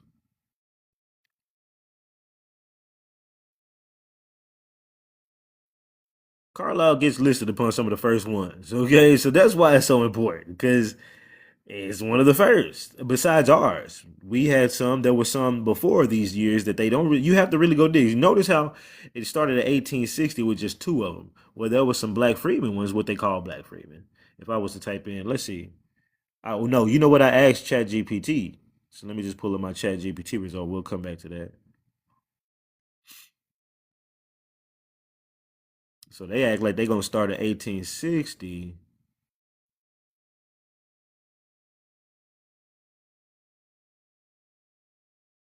Here they go. But you got ours. Some starting 1850. Some started like right after the Civil War too. And that's before the Civil War actually, 1850. And they said 1870, 20 years later. So you got the Civil War happen. You got the Civil War happens. We lose power. We have our schools after we move around. Not to say that they were necessarily some kind of boarding school, but so in a sense they were. They were Indian. They were Indian schools, but I don't want to say they were Indian schools in the sense of they're kind of Indian schools or whatever, because we're gonna get into that. But we get sent to these. Then they use that same method to send these other ones over here, bring in the new class in the 1880s, to all of a sudden possibly go through. And I think they really didn't get here till 1900. But some maybe late 80s. Well, no, they register of Indian families, so about 1880s. And then all of a sudden start registering them as Indians outside of the Dawes Rolls and all the other roles that we know about. And then next thing you know, they put them through Indian training, army training instead of boarding school, send them off to war.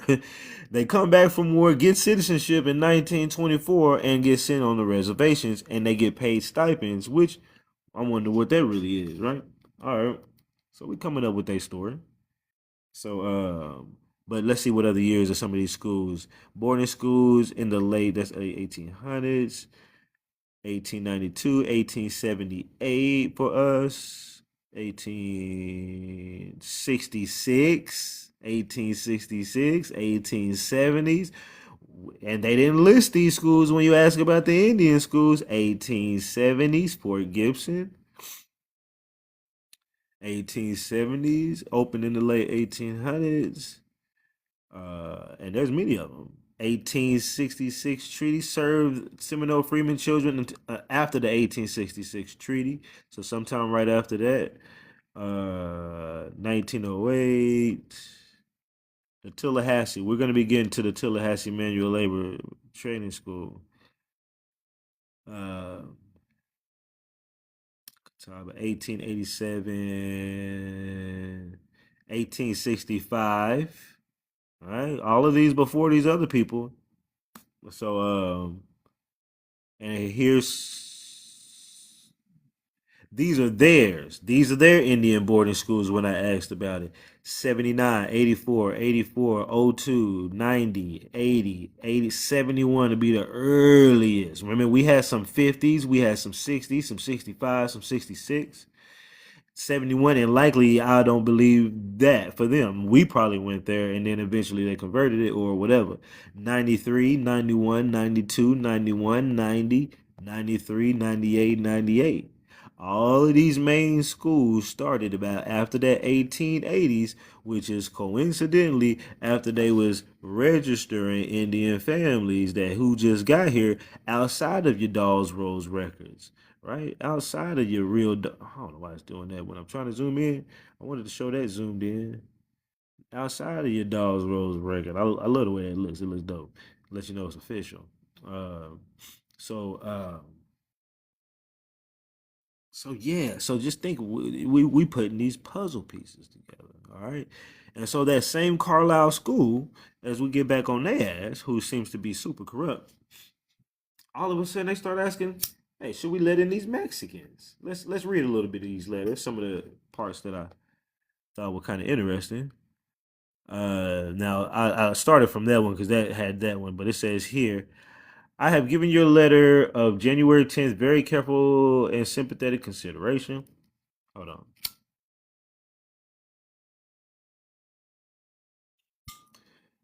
Uh,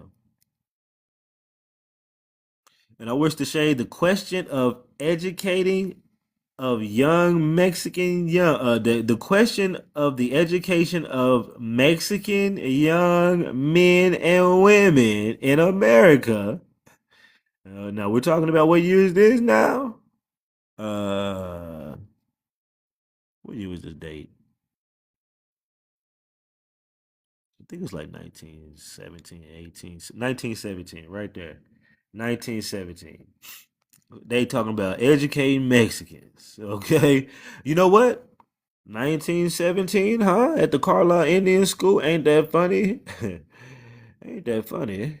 We got the 1918, you know what I'm saying? And when I said a lot of the motherfuckers from the 1918 look like some goddamn Mexicanos, nigga. And are we playing? Are we tripping? Either Mexican, black, or mixture of something else. Not black, Mexican, white, some mixture of something else or something random, right? Or your YT Spanish, right? So it's not a coincidence that these people show up looking like goddamn Mexicans from today. Okay? Okay, let's get back to the letter.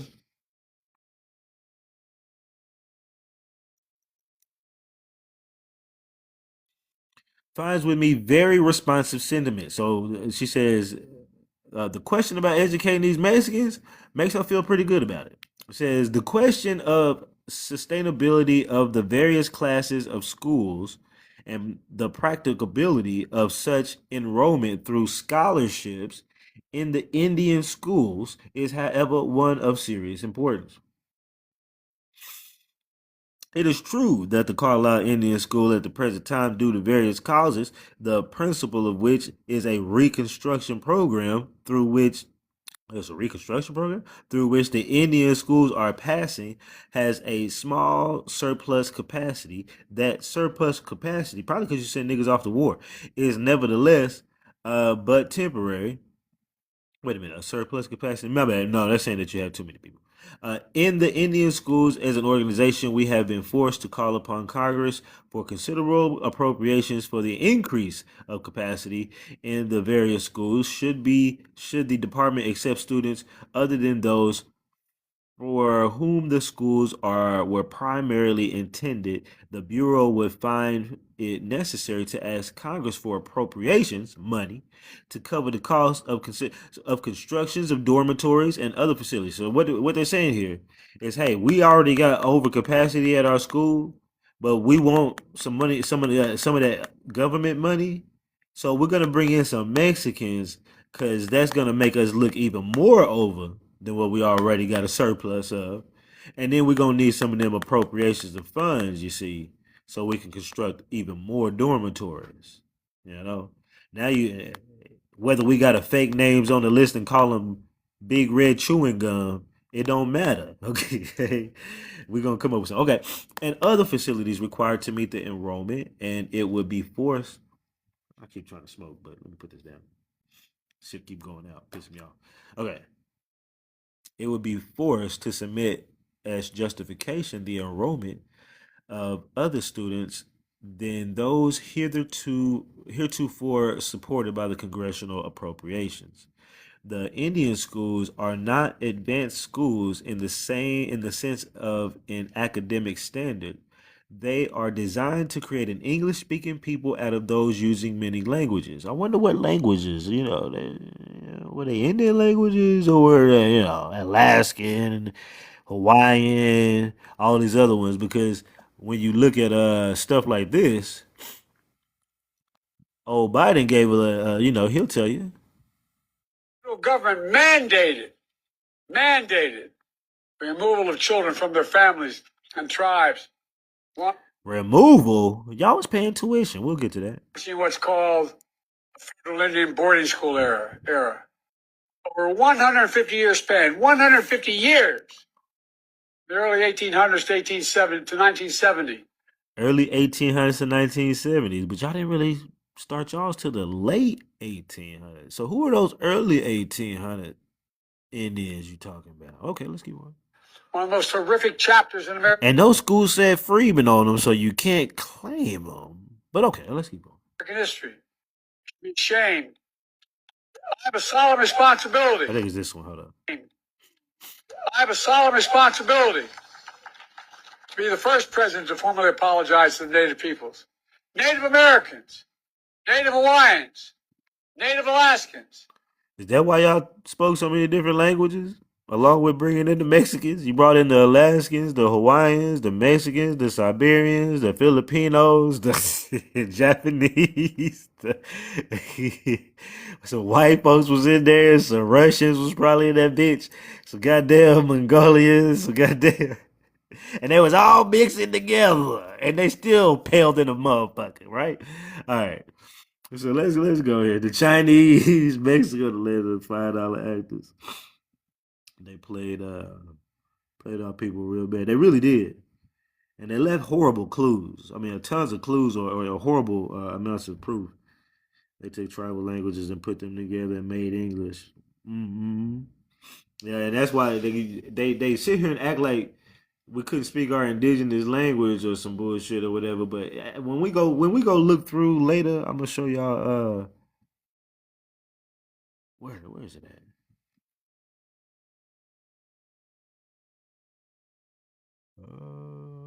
Might be this one. No, it's that next one.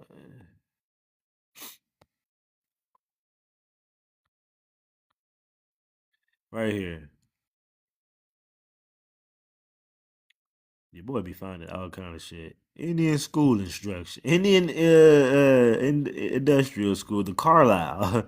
I didn't realize this was Carlisle also. Boy, they getting caught the fuck up. But this is just nothing bad was in here. This is just pretty much their programs, and each year that they supposed first is the general standard of what they're going to be teaching, language, physics, manners and morals, books, whatever, whatever. But then you get down here and it's going to go by grade. So in first grade. This is what they go through. I pretty much got their curriculum from first grade all the way to goddamn um what is this? 10th grade. That might be the extent. All the way to their 10th grade. Whoops, damn. And even when we look at their language, like you read it, such as Junji's rhetoric and topical review of English grammar, Carrington's patriotic. Now we're talking about it this time in 10th grade. Riverside coordinated classes, history, such study, whatever. But if you go up to the earlier ones, it'd be like some simple shit. Um, let's say like second grade. I've just described with the reference of most obvious parts and qualities, picture lessons, use Prain's natural history cards, make science work basis of lessons. Pupils should answer in complete sentences. To be honest, I feel like they came over here and wanted to be Americans. They wanted to speak English because when you think about it, they keep acting like they can't speak their language and they don't speak the language. But then they have all the chance to like this shit that I had this dude on this video. Niggas be bullshitting. Hold up, where's it at?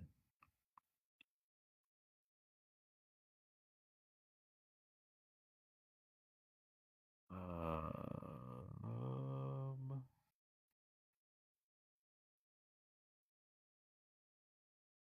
damn man, where is it at?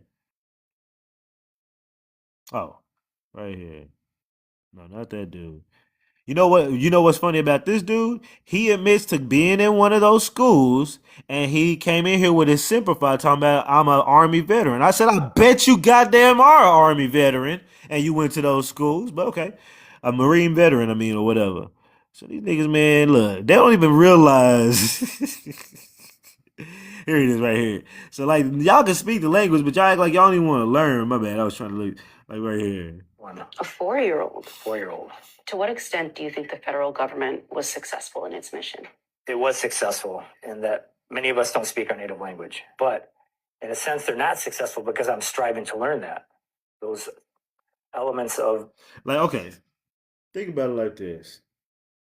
I said American English is a trade language. Yeah, that's what I've heard. They had to learn to speak ours. Exactly. That's why people can't see ours. Exactly. Because don't nobody want to talk in their damn languages. Them damn Athabascans or whatever the hell they is. Languages. Russian languages, whatever they got going on. That's why I can't get with the flat American narrative. All of them were in cahoots against us. Yeah, yeah, exactly. Because people do say that these people were here. Some people want to start to admit that these people were here when Christopher Columbus got here, type shit, or at least early, and that we mixed in with some of them at some point, but we was the first ones, and I don't really like that. I really think these people didn't come into 1800s, to late 1800s, and until they can show me some goddamn documents to show differently, I'm not gonna believe anything different. Now, I do believe that some of them came down to South America where you got the codex going on where we was kicking them out, the Mayans or whoever was kicking their bitch ass out by their hair. I do believe that. But were they here in the northern area? Like when I saw Lewis Corris, I used to think they was on the west side. But when I saw Lewis Corris, his paintings of what the West Indians looked like at that time, it was a bunch of black looking folks. So I was just like, that was 1822. 1822. So that if these folks was coming from that, populating a bunch of Chinese and all that other, it had to be well after 1822. Otherwise, Lewis Corris would have drew some goddamn Chinese looking folks. So I don't even really give them the West no more. I think it's early 1900s. We gonna keep pushing their ass up. Them niggas get here about 2000. Fuck their history. I'm with it. Spanish and English came from America. Looking at Razor, but I believe him too. But at the same time, Obi's on the right thing though. Like they didn't really start someone to the 80s, 1880s, 1890s. The bulk of them would have been the 1900s. I think even at 1880s, I think it just was just a trickle of them. Um, because the yearbooks, the earliest yearbook I saw with actual photographs was 1902. And I got that yearbook somewhere on this bitch. I think we looked at it earlier. We looked at a photograph. And when we looked at that one from 1902, they had on military outfits. They had on goddamn military outfits. I'm reading the book 1421. The year China discovered America. Ah, really? 1421, the year China discovered America. See, I didn't even know that book existed. Shit, yeah, put some content out and tag your boy on some passages on that. Hmm. All right, so we gonna get even further into these woods here, man. So we talk about Mexicans coming in. Let's go back to that real quick, cause then we just looked at the curriculum not being that bad, but we're gonna see how they talk about how bad the boarding schools was. But now we're about to look. We're gonna go into this, but then we're gonna talk about how they was paying tuition to get into the schools, and we're gonna look at some shit about how they said some of their chiefs, fake ass chiefs, wrote in basically damn near begging for y'all to take the kids in the boarding school. If I'm not mistaken, we gonna see. So okay, I find another look, man, because they you can tell that they pathological liars. There's two people. Look, out of the three people that's over here, well, the three other main races that's over here, well, the three ones that we talk to, I should say, your white folks, your natives, and your Africans. Out of these three groups, white folks can be somewhat understanding to topics and proof and information. And eventually, if you show them too much information, they'll be like, you know what, bro? I guess I just got to do a little bit more research or something, bro. Some will troll past that. Some have. Some will keep trolling. But a lot of these times, I see the white folks kind of, give in to a little bit of pressure that's intellectual pressure. That's what I call it. I see them give in to a little bit of intellectual pressure. Natives and Africans, they keep lying. They'll troll forever. That's why they keep making this shit going. They'll troll for the next 20, 30 years. Lie, lie, lie. Keep going, keep going, keep going. Don't care what you show. Uh, I said their parents were signing them up for them schools. Exactly. Paying tuition. And then later on talking about, they took my kid from me. I was, how they just go take them like that? Mm. Anything to discredit our ancestors. Showing that paperwork. People are now saying the codexes in Central America aren't authentic or ancient. Oh, they bullshit. Yeah, that's because they don't show them. You on their ass bad. What's up, Lee? Oh yeah, look. Now that I got these records, dude, I'ma go. I'm a cruise when I get off of there. I'm a cruise the motherfucking live streams, see if I can find any natives and go up there, and that's gonna be the first record I show them is the record of those names, nigga. So which one of y'all was named Colored Girl?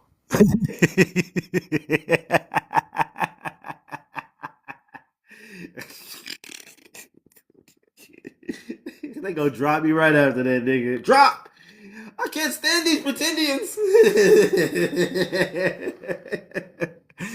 The next time I go up, I'm gonna go up on another panel. So when did y'all start bringing Mexicans over here? Drop.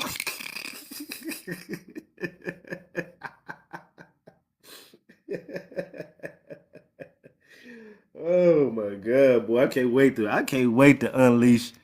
I slap a motherfucker with these facts. Let me see if there's any of them in down below that ain't coming up. I'll ask you to come the fuck up. It probably ain't nobody up in here. It's just the normal folks. It's just the cool folks in here today. Just the cool peoples in here today. Make sure to follow your boy. But okay, so let's get back to this. So the Indian Fair. So basically they talk about some money coming in, approximately $200 per annum. Says the Indian blood. Hold on, let me read this. I believe, however, that the Secretary of the Interior and the Commissioner of the Indian Affairs would have authority to permit the attendance of students of Indian blood from Mexico. Indian blood from Mexico. Yeah, y'all do be trying to claim that sometimes we playing them games. Now, not that it can't be real, because we got Indian blood in Mexico. Well, y'all won't give it to us, but y'all gonna bring over those Chinos and those Filipinos and all that. Okay. It says, okay, blood in our Indian schools upon payment of the per capita cost of said student in each schools, which amounts to about $200 per annum. So that's another smoking gun right there, right?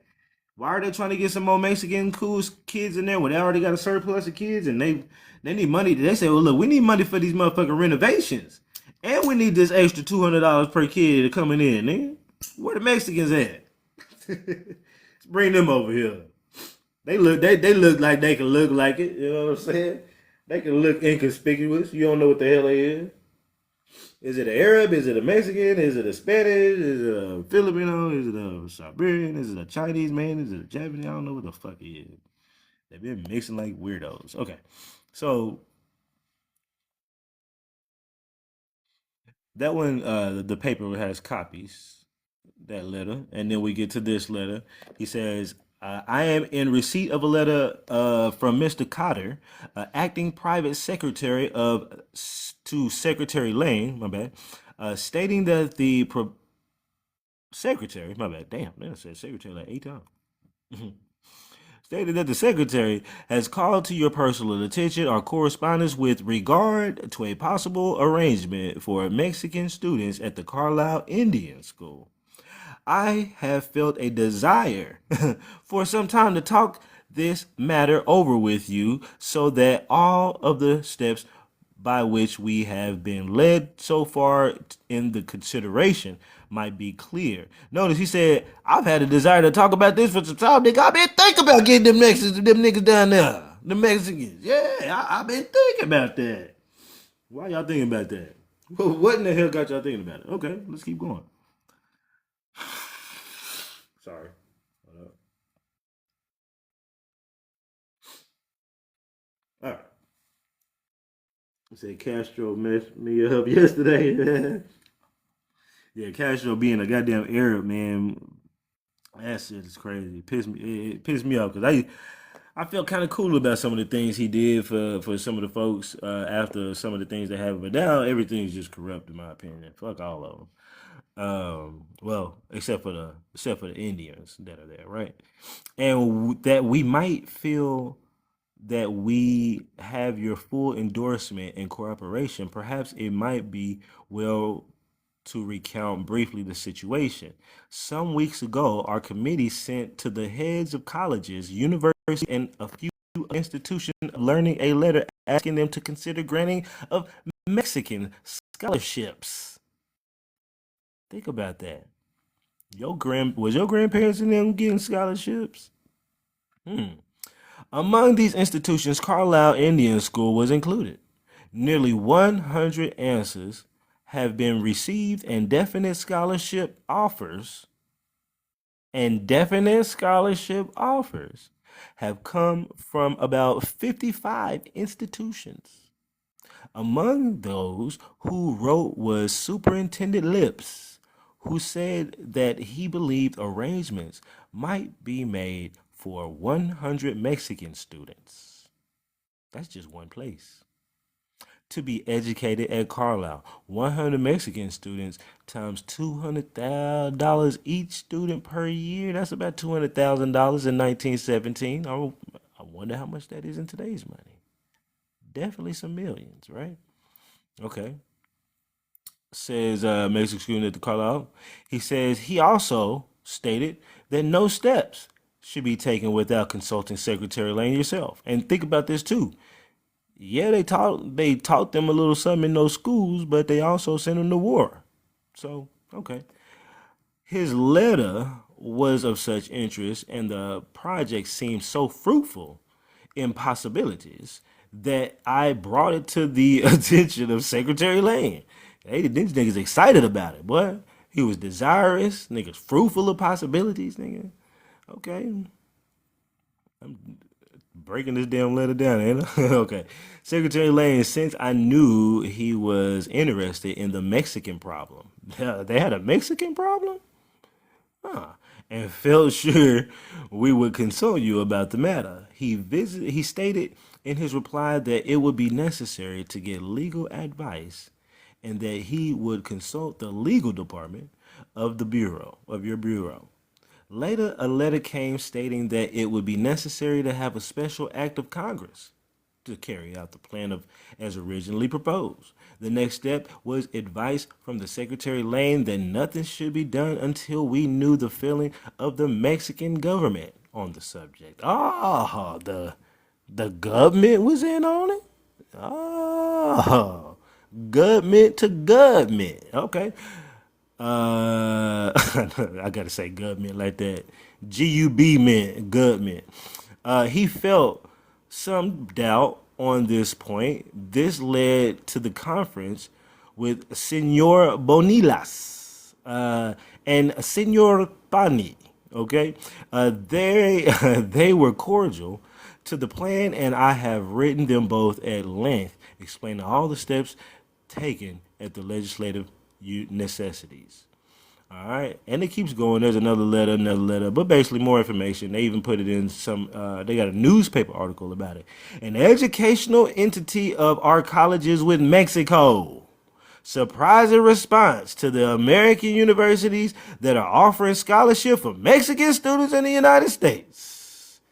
1916. So yeah. Yeah. They can't get around this. That's just some random letter that some white man wrote. That don't mean it happened. Well, it's in the newspaper too. Well, just because it's in the newspaper and the heads of the secretary of the schools was writing about it, don't mean that's what happened. Okay. Denial. You can't deny this. You can't deny the money being given from our tax dollars, probably. They done taxed our shit, right? And they giving it to these motherfuckers at that time, our ancestors. All government agents. Great information. Appreciate that. Give us now. We Indians too. They Indians. They are Indians. Zen, these are not Indians. They got here in 1880. If you got here in 1880, that does not make you an Indian. I don't know where you got that information from, but these people got here in 1880. If you think they're Indians, find me some documents of them being here past 1880, and then we can talk. You've been on this live stream long enough. You done seen enough information. I think you just here to be mad at what we talking about, steal some sources. But I don't care if they steal the sources, they government sources. What you gonna do? It's public information, Mo. Public information. Ain't nothing you can do about it. Nothing you can do. Same thing as public information is them register of Indian families when y'all got here. How come this wasn't in the Dawes rolls or any of them other Indian rolls? Huh? What Indian roll is this? Random motherfuckers coming over and y'all just wrote their names in books? Ah, okay. And gave them English names? Many of our names? Oh, okay. Our names and our identities being given away in 1880. Okay. Yeah. So now let's talk. We could pretty much solidify that they brought in the Mexicans, right? And this is where I got it from the Carlisle.edu site. Okay, so if you want to even ask where I got the letter from about them bringing in Mexicans, from the goddamn school. Okay, but they still Indians. No, they were Mexicans, and a Mexican is a Mexican. Okay, a mixed person. Ain't nobody ever said no goddamn Mexican was an Indian. And that don't mean they mix with the Indian either. Them motherfuckers that come over, mix a more African more with a goddamn white Spaniard with a goddamn Chinese person, and you'll think and you gonna call that motherfucking offspring a goddamn Indian because they copper colored. Hell no. It's a land grab. And setting buildings on fire won't work this time. Exactly. Right? We gotta get these schools. Yeah, we're gonna. I'm gonna put the ass. Mm. And the Arabs. Yep. Arab, all of them.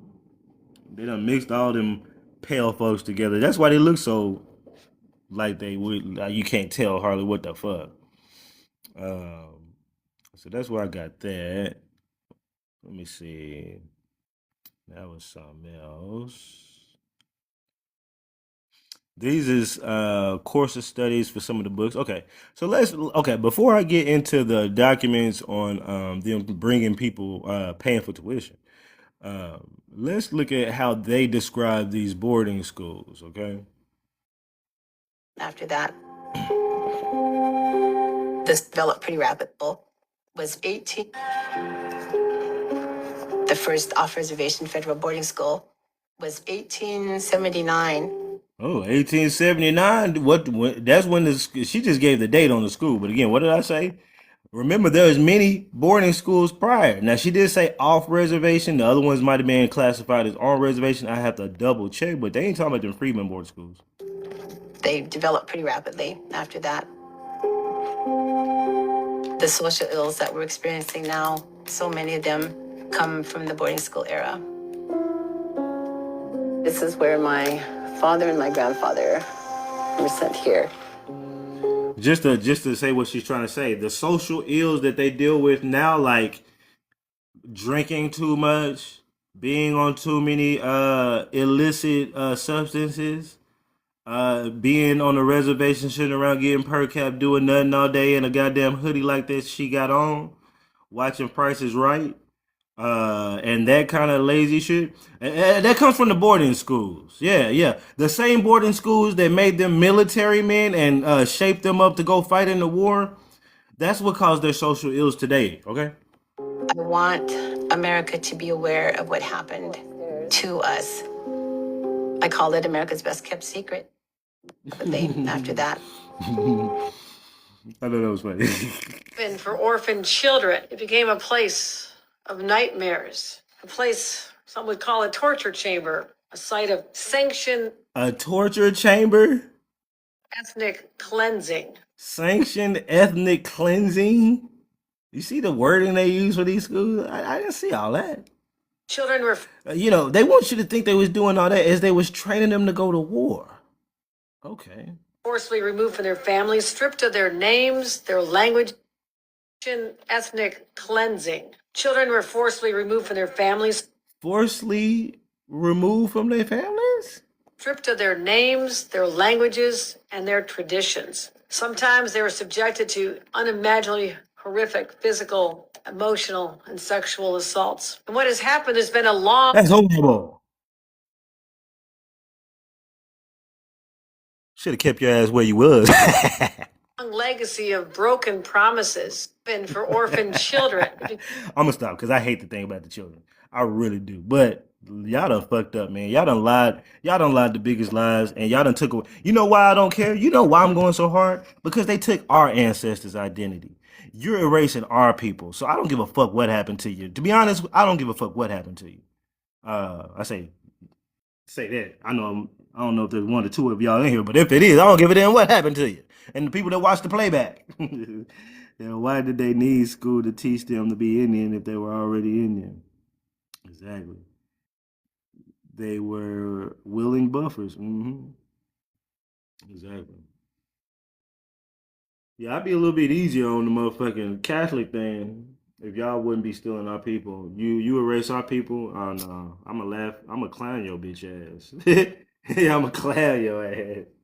Now anytime a native come on, I'ma play one of these about getting poked on. Man, come to my pillow. You gonna be mad at the motherfucker.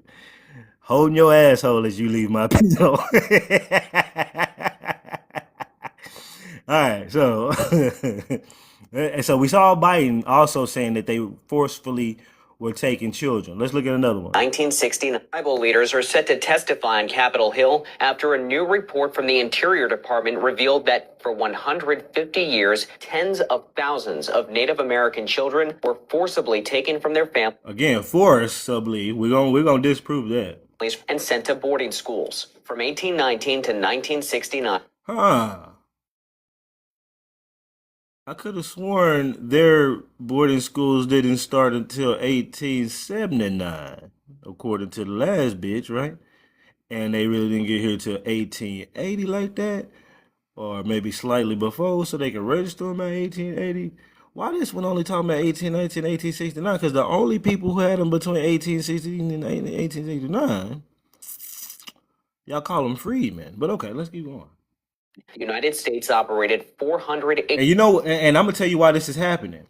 Because when there's too many lies and stories, different reporters trying to go out there do a quick report, and the shit don't never match up. He looked up these dates. She looked up those dates. It ain't like some people don't know the real dates. He's really telling the truth. 1819 to 1869 is when the boarding schools really happened. Is when the Indian schools, our schools, really happened. They schools didn't happen. The Native American boarding schools, 1880. Oh, my bad. I'm saying all that. 1969. Okay, my bad. But let's just say this. He is going back to 1819. For some reason, I thought that was 1869. Ignore part of what I just said. But still, the parts here between 1819 until 1880, you can just ignore the part I said about the the end dates or whatever. His dates not matching up with the old girls, but it still don't match up with old girls because he was able to find records back to 1819. But think about this: he's also white, right? So he's just doing a white journalist job, and he's just giving the information he found, and he probably just did a little quick look over, not like a deep dive like I'm doing. She gave 1879. She was a native. She has an agenda, doesn't she? Right? She don't want you to know about them 1819 schools. In my opinion. That's my opinion. But okay, let's keep on.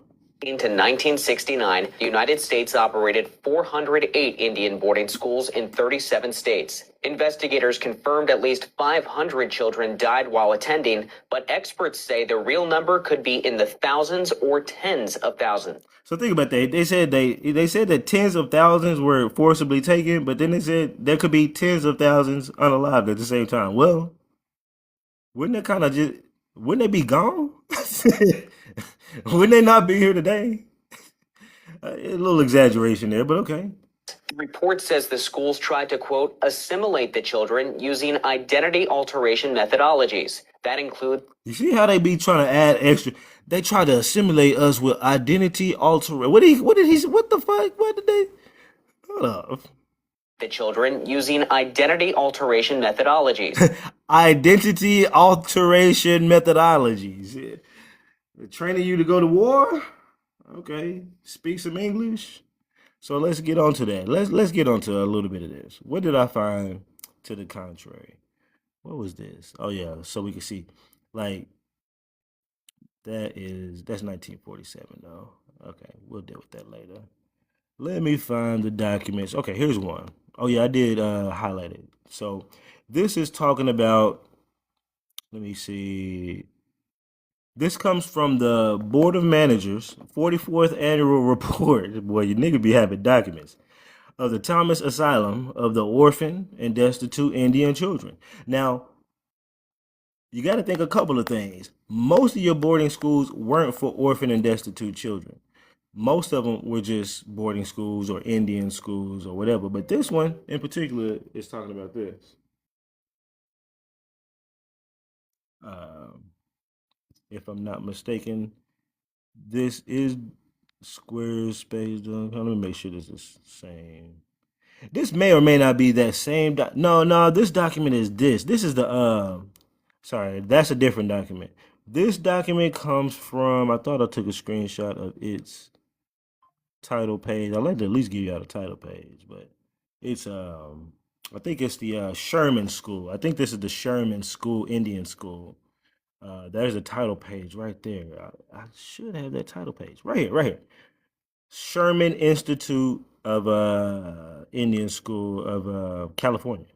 So this is not a school for the destitute and blah blah blah. Okay, and this is their annual report. I saved this because this shows again. It shows the Indian schools when they were founded. What dates are we seeing? They're not. It's like people are playing games. People are not. So everybody don't want to mention the ones before. But if you're only gonna mention those, I'm a compare that to the dates when y'all registered the Indian families when they got here, 1880s. Okay, but regardless of that, and these are some of the ones I have. The Chiloko, I'll let y'all see the Chiloko's yearbook. I don't have the Chumawas, but I got some stuff about the Chumawas and some of the other ones I need to look up. That's why I took a screenshot of that too. But let's look at this page right here. Let me check my phone real quick. All right, let's look at this page right here. You said they got a community here for the ones that didn't get accepted into other tribes. And they be talking about like the Siberians to do no identity alteration from Mexican to Indians. Oh yeah. So okay. Let me see here, right here. Well, we'll start from here. Since its inception, so they're talking about since the school started 58 years ago, the Sherman School. More than 4,500 Navajo young people have received one or more years of their schooling at St. Michael's, and the construction of a new modern high school building in 1949, with space for 400 children, allows ample opportunity for expansion of the program at this installation. A fraction of the operational cost is borne by the parents of enrolled children through the payment of a tuition of $75 per year for elementary children and $100 for high school children. So you can't tell me, because this is what they're gonna tell you. They was forcibly taken, and then you're gonna get stories like this. Hearing with her words. I remember seeing my mom crying as she stood and watched 6 of her 8 children being placed on a big green bus and taken to Fort Totten Indian Boarding School in Fort Totten, North Dakota. That image. Now think about this first, y'all. I didn't think about this, but think about this. Well, hold on. Maybe not. Let me. Placed on a big green bus and taken to Fort Totten Indian Boarding School in Fort Totten, North Dakota. That image is forever imprinted in my mind and in my heart. As Ramona And they start to cry. They fake cry, dude. Nothing was bad about it. She got him on the bus and was crying because she wasn't gonna see him for a while because it's a fucking boarding school.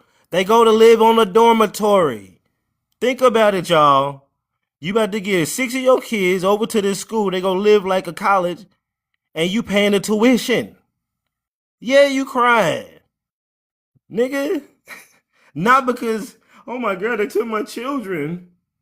Nigga, you said you gave them the tuition money. The fuck you mean? Which book is this? That was the Sherman Indian School. Sherman Indian School, California. Yeah, man, and several of them doing it. including funding, infrastructure, and personnel. The churches have done. Oh, that's about the church part. But yeah, man, like this whole force the kids to go away. Now, when I first saw this one, I said, okay, you know, maybe I'm just tripping. Maybe I'm just tripping. Maybe that was just this school, right? You already know I'm going with it. I found another one. Where is it at? God damn it. Not that. Including No.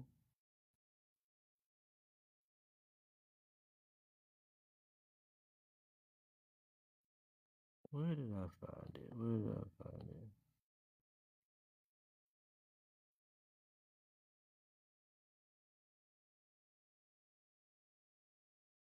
I thought I made it a favorite.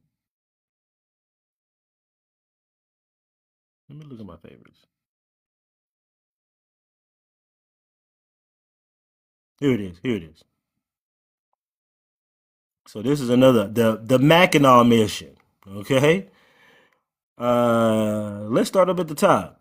How would Mr. Ferry like to have the small station managed? Let me make sure this is the right one. It should be, yeah. Like to have the small stations managed. Mr. P says he wishes to supply each with a preacher and a school for the Indian in the neighborhood. Cornelia says, Uncle, do not the missionaries experience serious difficulties in persuading the Indian scholars to labor cheerfully at Mackinac as well as at the other missionary stations? Then they say, we're gonna go down. They did so. But Mr. P says they did so. And also for the removal of the children from the school by their ignorant and fickle minded friends, till the legislature of Michigan made provisions for binding the scholars to the superintendent of the mission by legal indentures, so that they cannot be taken away now till the expiration of the time of specified in the indentures. Kind of curious about that. Mrs. P says, do any of the parents pay for their children's living? Mr. P says, yes. For their tuition, also $30 a year, is the stipulated sum. Many of the day scholars pay tuition bills regularly. Okay? So I have at least two sources from different schools, the Sherman School and the Mackinac School. And if I keep looking, I'm probably going to find something else that state that these people were paying tuition monies as they sent their kids off to be trained to be military folks. Think about that too. You think they didn't know this was going to happen? You think they didn't know that they was gonna send these kids or these folks off to war? First of all, I really don't see much kids. Now, some of these look maybe young. This is 1902. This is the only one that I could probably say look like some of these could be like teenagers. Um, but you get up to these other schools, so maybe the younger ones. But you get up to these other schools, they full blown damn near grown men. Where are my damn photographs of it?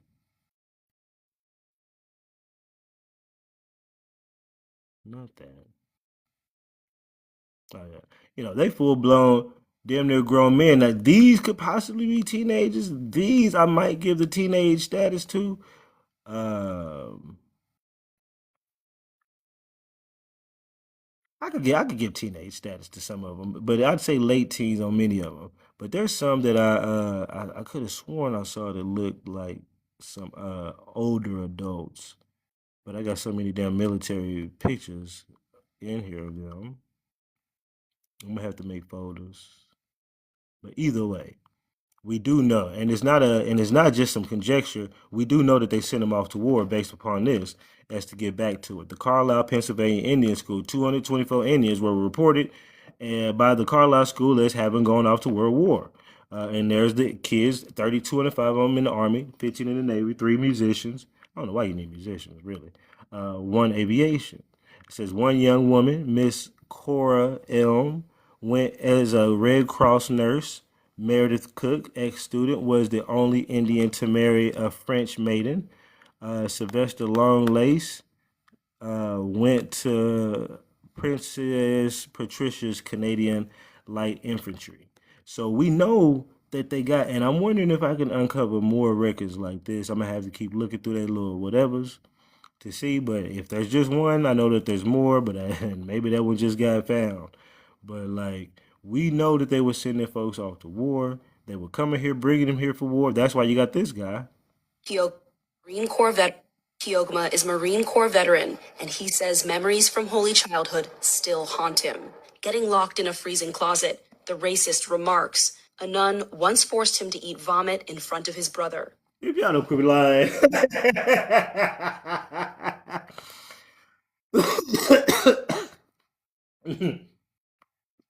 Excuse me, y'all.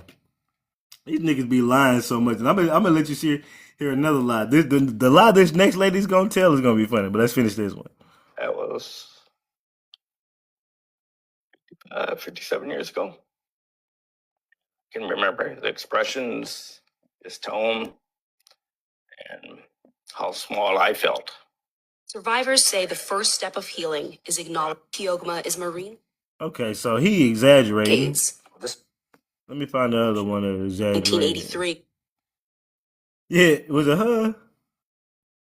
Or, till she. Yeah. Listen to this stupid shit, man. 1983. Students couldn't speak their Yeah, language Mongo, or hold on to their traditions. Every time they beat me up, it got harder and harder to learn. She would grab me by my hair and use me for an eraser. Me back.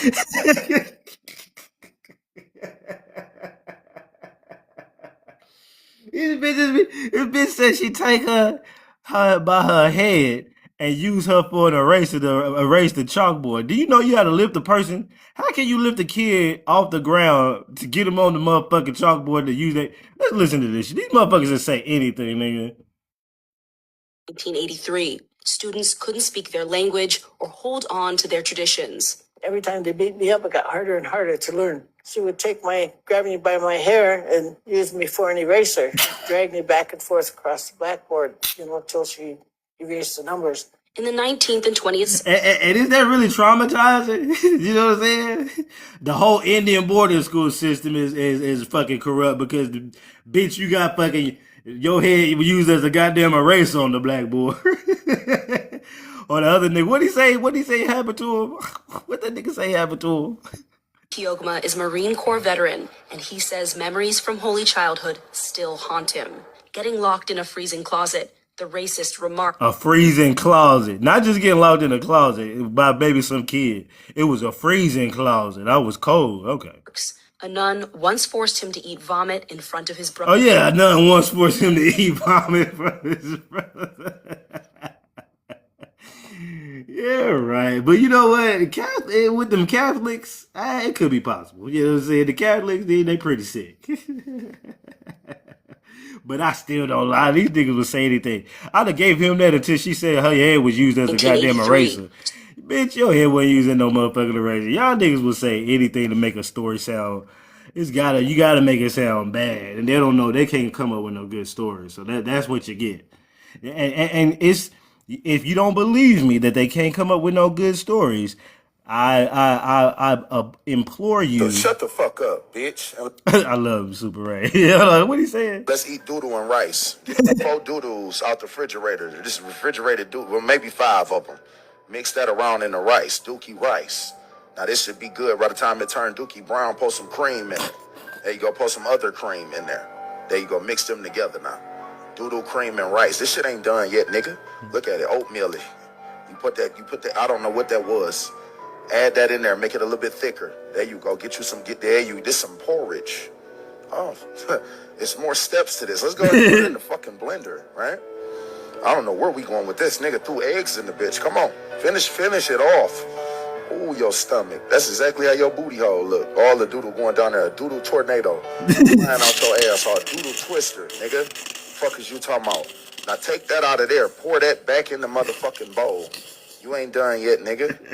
This is a motherfucking dookie soup. Sprinkle a little bit of cane over the top. Not mince it. You gotta mince it, mince the bitch. I'm curious now. Everything should have on it, on the end. There you go. It should be all the way. There you go. Now pour that in the bread bowl. Right there. This motherfucker finna be so goddamn good. Doodle rice soup cake, nigga. You ain't never had that. Top the motherfucker off. Now let the bitch sit in the nigga. That ass fucker. My God, yes. Oh, to be honest, I think I know what it is. It ain't as bad as he probably making it seem on that one. But he usually does some dope ass shit. But for those people who don't think that they just come up with random stories all the time, I implore you to watch my video about them. Okay, look. And their stories. People have heard this word before. And I ain't finna play it. I ain't finna play it. The Indian people didn't have any way to teach the children besides by doing by following what the parents do in order to learn. So they didn't have books. They didn't have any. Now that I think about it, that's probably why y'all sent them to them boarding schools. The written language. And then he sees a tree, sees a flower, So he goes over to Flower and he looks in there, and he's a bee, but he still thinks like a coyote. What? He looks at This nigga say he's a bee. He's going to a flower. He's a bee, but he still thinks like a coyote. I don't even know where the hell a coyote bee, nigga. Hold on, a transsexual bee who thinks he's a coyote, nigga. These niggas is crazy. Let me get over here. It's not funny actually when I heard the stories of the cocoa farms in Africa run by kids. That was a sad story. Miss Honey Boo Boo Fat White Bitch, I don't know what exactly you talking about. But I'm gonna tell you right now, we're not Africans. I don't care what the fuck happened with Africa, because they're a bunch of degenerates, just like these folks I'm presenting, and I think you might be related to them as well. I think not. I think I know. And if you're not related to it, you're probably faking the funk. You're just a European, acting like a Siberian, which is a $5 native, which is not an Indian. So really, you're a $5 Siberian. You ever thought about that? Are you a $5 Siberian, ma'am? You making fun of people's kids. It's showing. You talking about the ones that got poked on in Catholic school by the priest?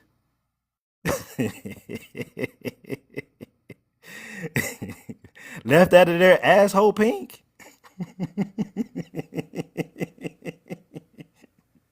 It's sad, man. It really is sad, but they tried to steal my people's identities so y'all can suck a bunch of Catholic nuts.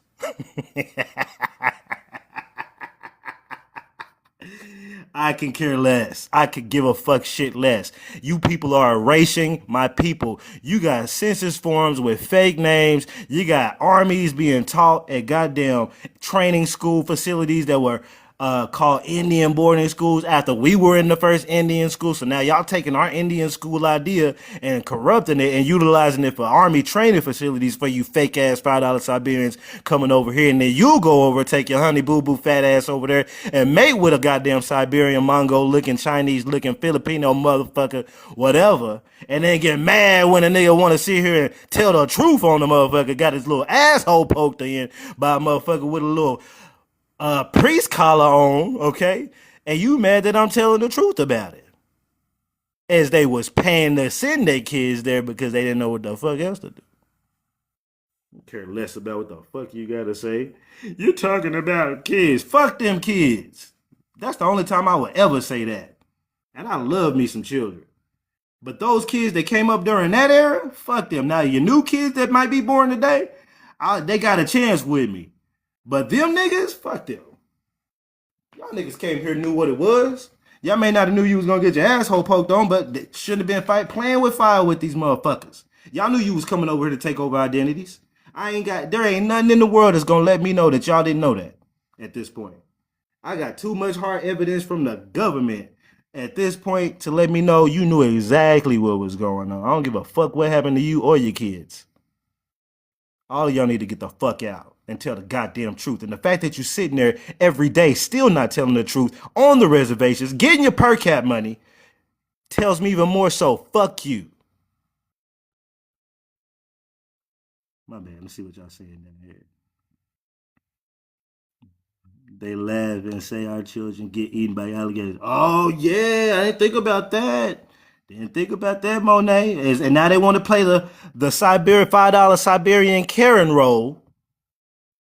That RF said karma is on yeah, God is not said, and their God isn't helping them. They ain't got no God. They left that nigga back in Asia.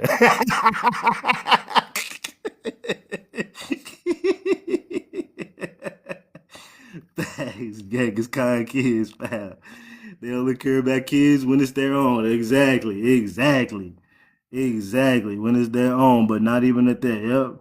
They didn't care about our kids. Exactly. Karma. I'm glad y'all got poked on. Y'all deserved every bit of that. The motherfucking universe knew what y'all was doing, nigga. It's been fighting y'all the whole way. It's been giving y'all karma the whole way. That's why y'all got meth shit going on and fucking drugs and fucking drunkenness and high amounts of grape and all this other stuff? Yeah, yeah. Cause you ain't got no, ain't no God for you. Ain't no spirituality there no more. Y'all getting karma left and right, nigga. I see why y'all in the situation y'all's in. That's why you get poked on everything. They knew karma's been fucking with y'all ever since y'all came over because karma knows that you've been trying to take our place. Karma knows you've been lying and you was gonna spend as many years as you could getting away with it. Karma know. No cap, they feeling the wrath. Yep. They cursed. Maya depiction show it all. Yep. Y'all feel the ship. Yep. Getting ready to shift. Yep. Antifreeze.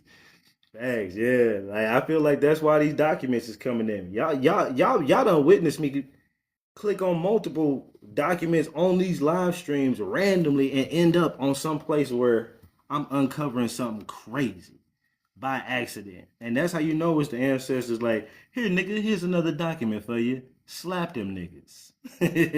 And I give all honor and praises and gratitude to all of them every time.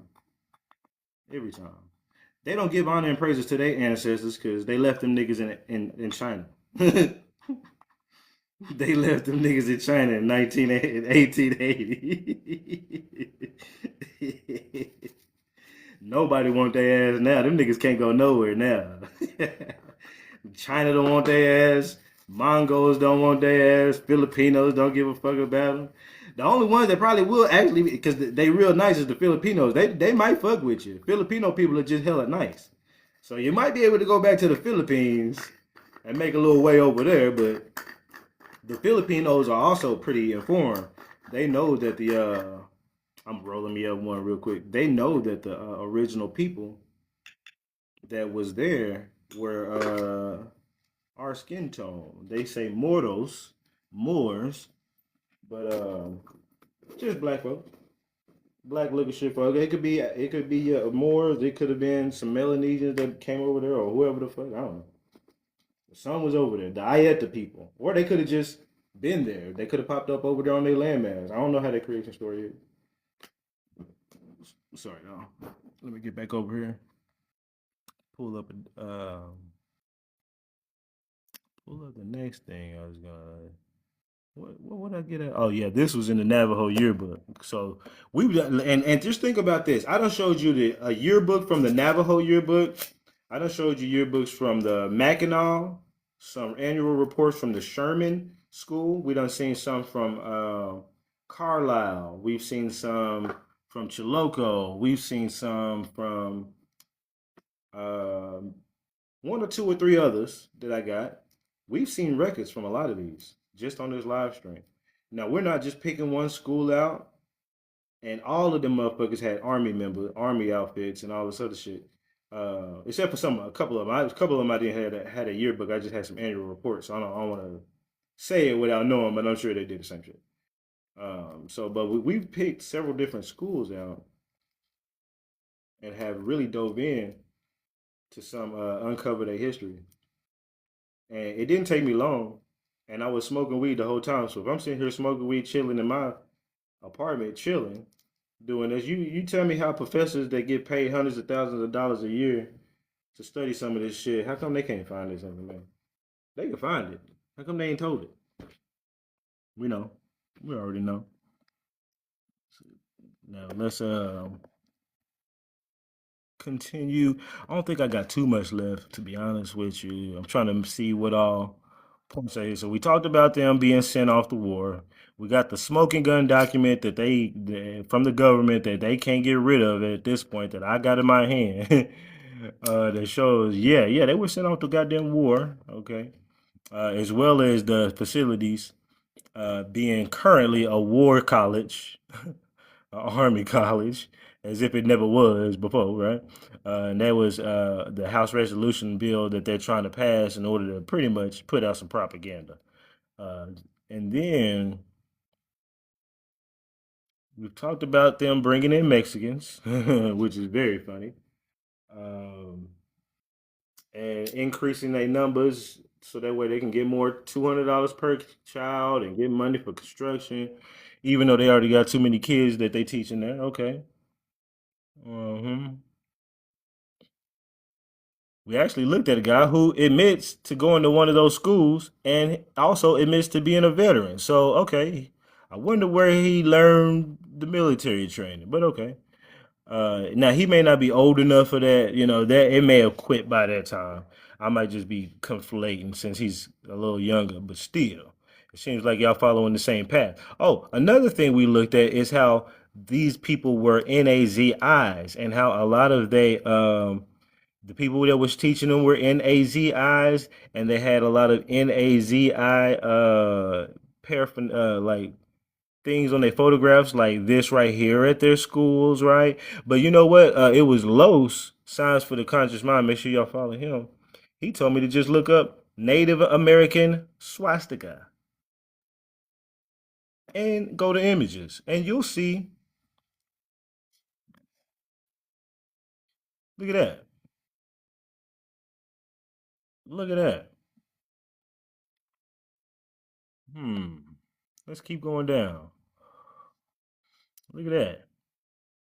Hmm. Look at that. Hmm. Look at that. Hmm. Y'all still do a little better today. Y'all done got my live audience restricted showing this symbol. Hmm. Hmm. Yeah, yeah. Too much truth. You gotta restrict a nigga. Hmm. And y'all had them all over the schools. You even had them on the school floats. Hmm. Hmm. Hmm.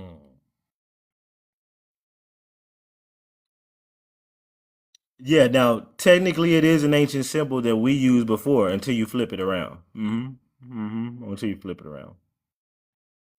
When you flip it this way, it's supposed to be backwards. I believe it's supposed to be turned the other way,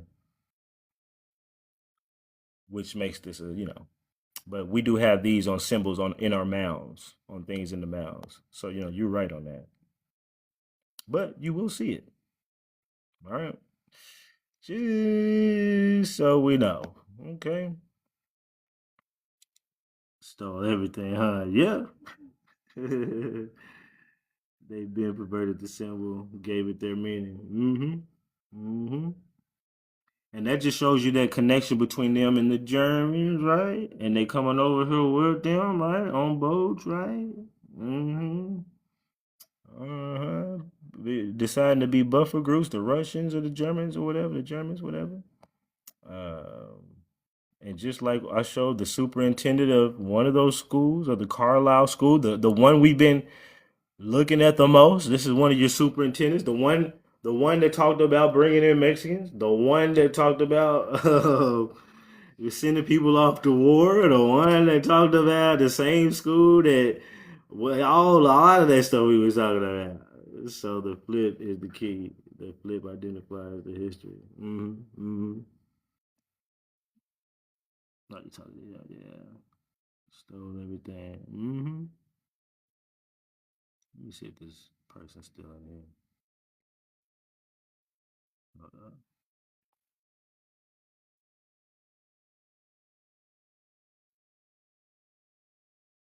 Yeah, that little fat honey boo boo chick, she done took off. Nigga. It's too much proof.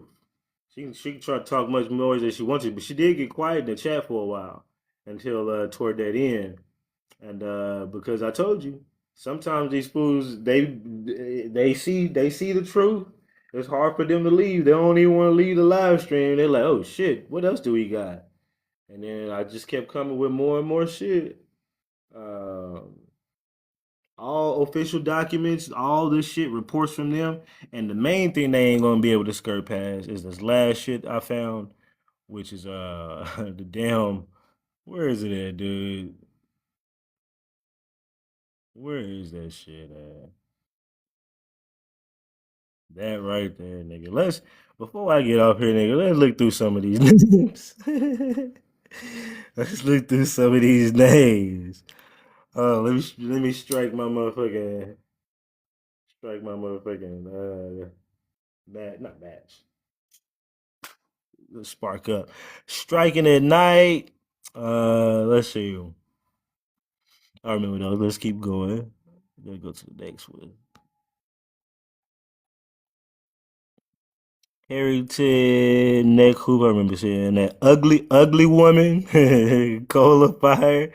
Matilda Fire. Colored Girl. We seen that. We just said that. Cricket Hood. Cricket Neck. Who the hell got an ancestor named Cricket Neck?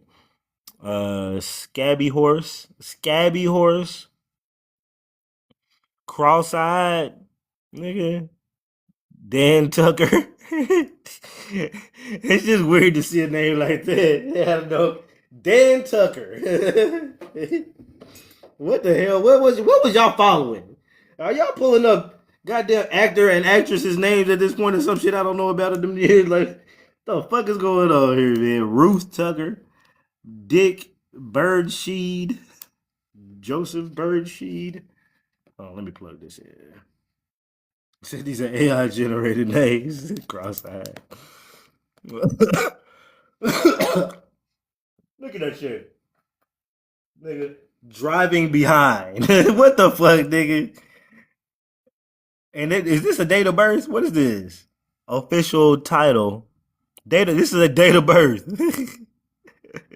And whether it's what is that? What is driving behind a male or a female? That is a male.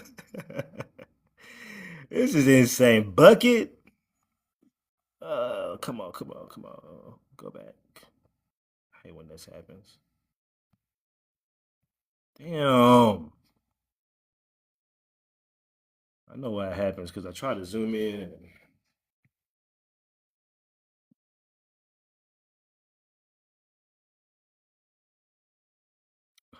Damn, now it ain't even showing the side. This shit's annoying. I gotta zoom in this way so it don't do that. All right. Julius mixed hair. What? Mixed hair? Coming up? Coming up soon. Mary, the whole family's name is the Mixed Hairs. Okay. I wonder what they look like.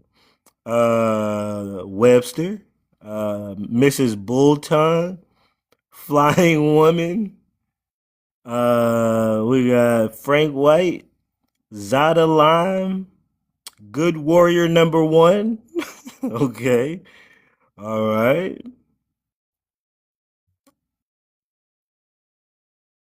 Okay, yeah, let me do it that time. Tuck Gun, Singing Altar, Judson Gun, Going Up a Hill, Going Up a Yonder. I'm going up a... Okay, no. That old ass fucking song. Heap of Crows, Betheba? We said we can't report these movie script characters. I know, right? Uh, Irby Team, Little Raven, Hoof, the Hoofs, the Howling Buffalo, Ira Sankey, Cut Nose. All right. Maybe he had a cut on his nose. The Sankeys. Might as well go through them while I finish my little joint here. Burt Young Man, the Charles Young Man, Jesse Bad Looking. All right. These are official names, y'all. You're about to make me play some gospel. Class action lawsuit for fraud, and then some for real. For real, yeah. It's their Indian names translated to English. You got to be the dumbest motherfucker in the world if you think somebody chose ugly woman from their Indian culture. So somebody chose the name ugly woman in their Indian name, ma'am. Are you that dumb? Or are you ugly woman? In fact, you know what? I take that back. You could be ugly woman. Actually, yeah. You know what? You made me realize something today. These names might be correct.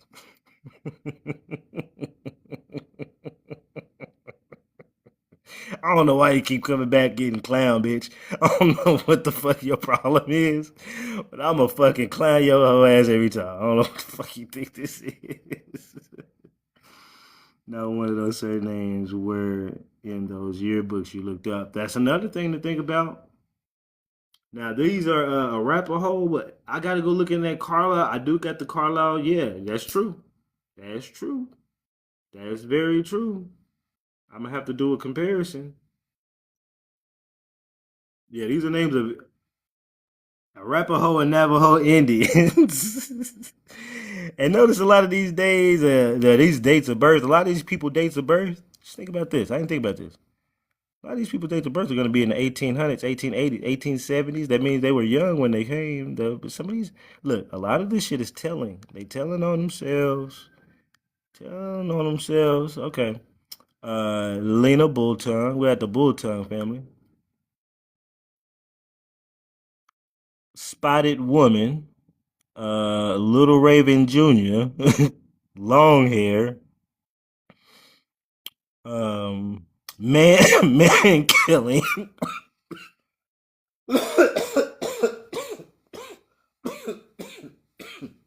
Excuse me, y'all. Pennywise looking tail. Oh goodness, Man of War. Um, look, there's 503 pages of this. I'm obviously not gonna go through them. They go meet and Lincoln meet and Edith meet and Dora meet. White woman. We got colored girl. We got white woman. Boy, medicine dance. Singing woman. Oscar Bergsheed. Medicine woman number one. That's different. That's different from medicine woman and medicine dance. All right. Mrs. Whitehorse. Who else we got up in this bitch? Old man.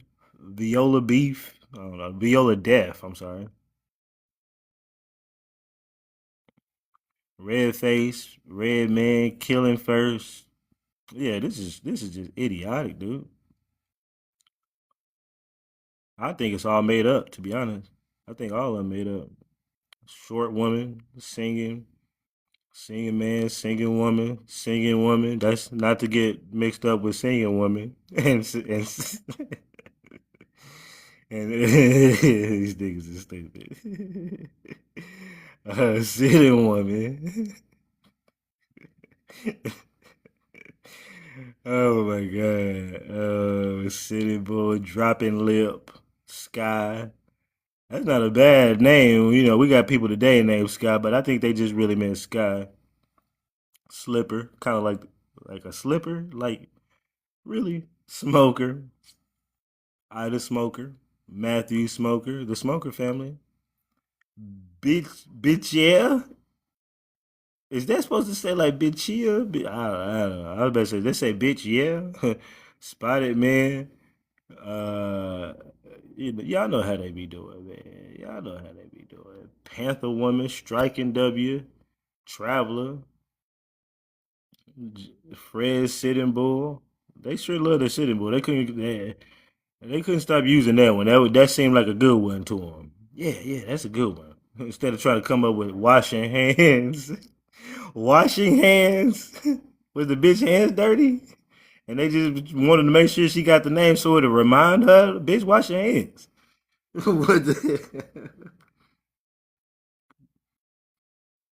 He said, Melvin Banks, dude, these were gonna be some celebrity ass days. You miss bad. Oh, I didn't see Bad Breath. Ah, nah. I done missed Bad Breath. White hat. Does a nigga wear that every day? That's the white hat family. And white man number one. Not to be confused with white man. Or white man number two. mm. The Meeks, Yellow Hog, Merciless Buffalo.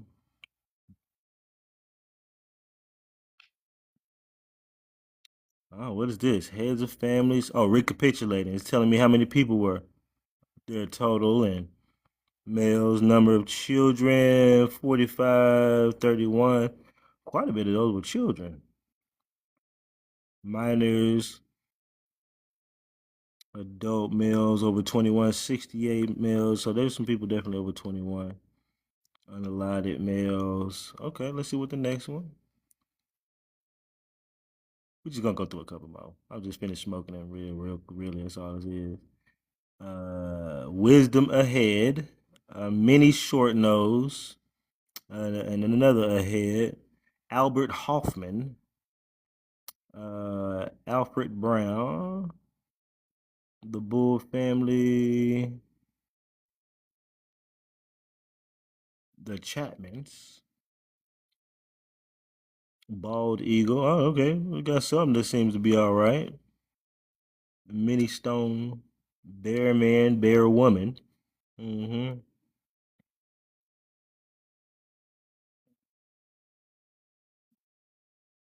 Bear's head, walking woman, cause she don't run, I guess. Eating, just eating. Okay, I think we may have seen something like that earlier too. Big head, little woman, Fanny Turtle, the Big Hawk family. Yeah, man, this is all bullshit. Mhm. Big bed, big nose, number two. Waiting woman, she'll wait for you. Blackbird, black beard. Let's see. Blackbird, Black Bob. I wonder if they were black. Black Turkey. Cooking no crooked nose. We seen crooked nose earlier, didn't we?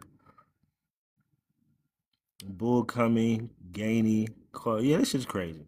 It's just crazy, y'all. I ain't finna keep going through it, but real quick, let me just see if I can before I get off here. See if I can locate the microfilms to give y'all the section for those microfilms. So if I click search for the Carlisle, India,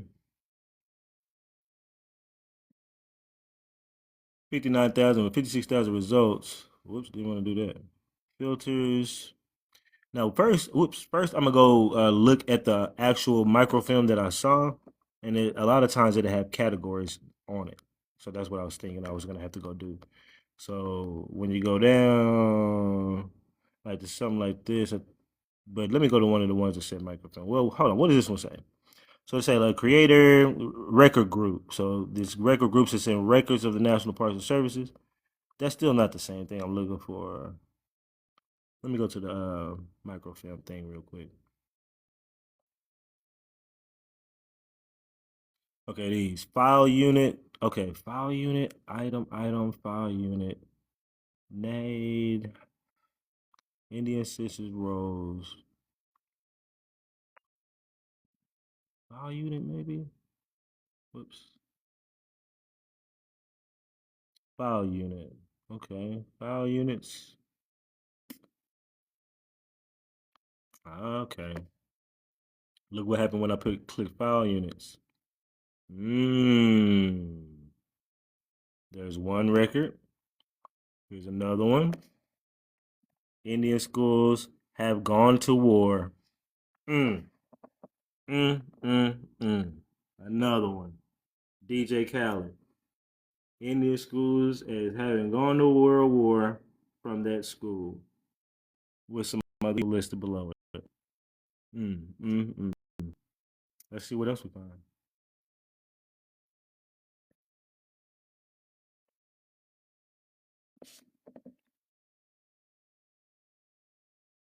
Let me see what's on some of these little things. Record of Indian children attending off-reservation school. That book looks pretty interesting. Application for enrollment to the Carlisle. What was the things on the application in order to enroll? That's pretty interesting. And think about it. You had to apply? Huh.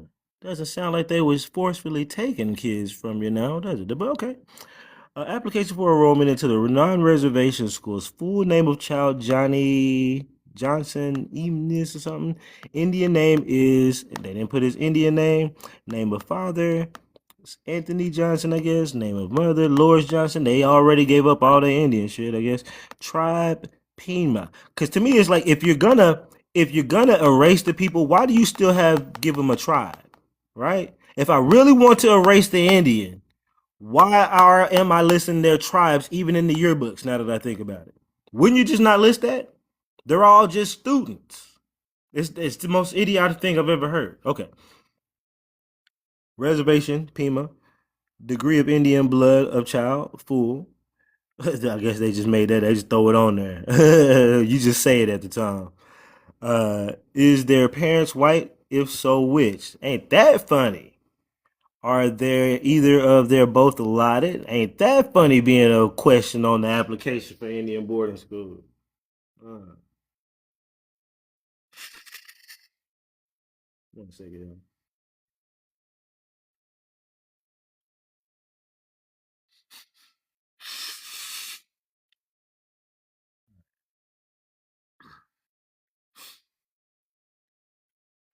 It's been raining all morning, man. I don't even know if y'all been hearing the little thunderstorm. Fucking up my money, my business. But it's all good. I'm not in need of shit. Okay.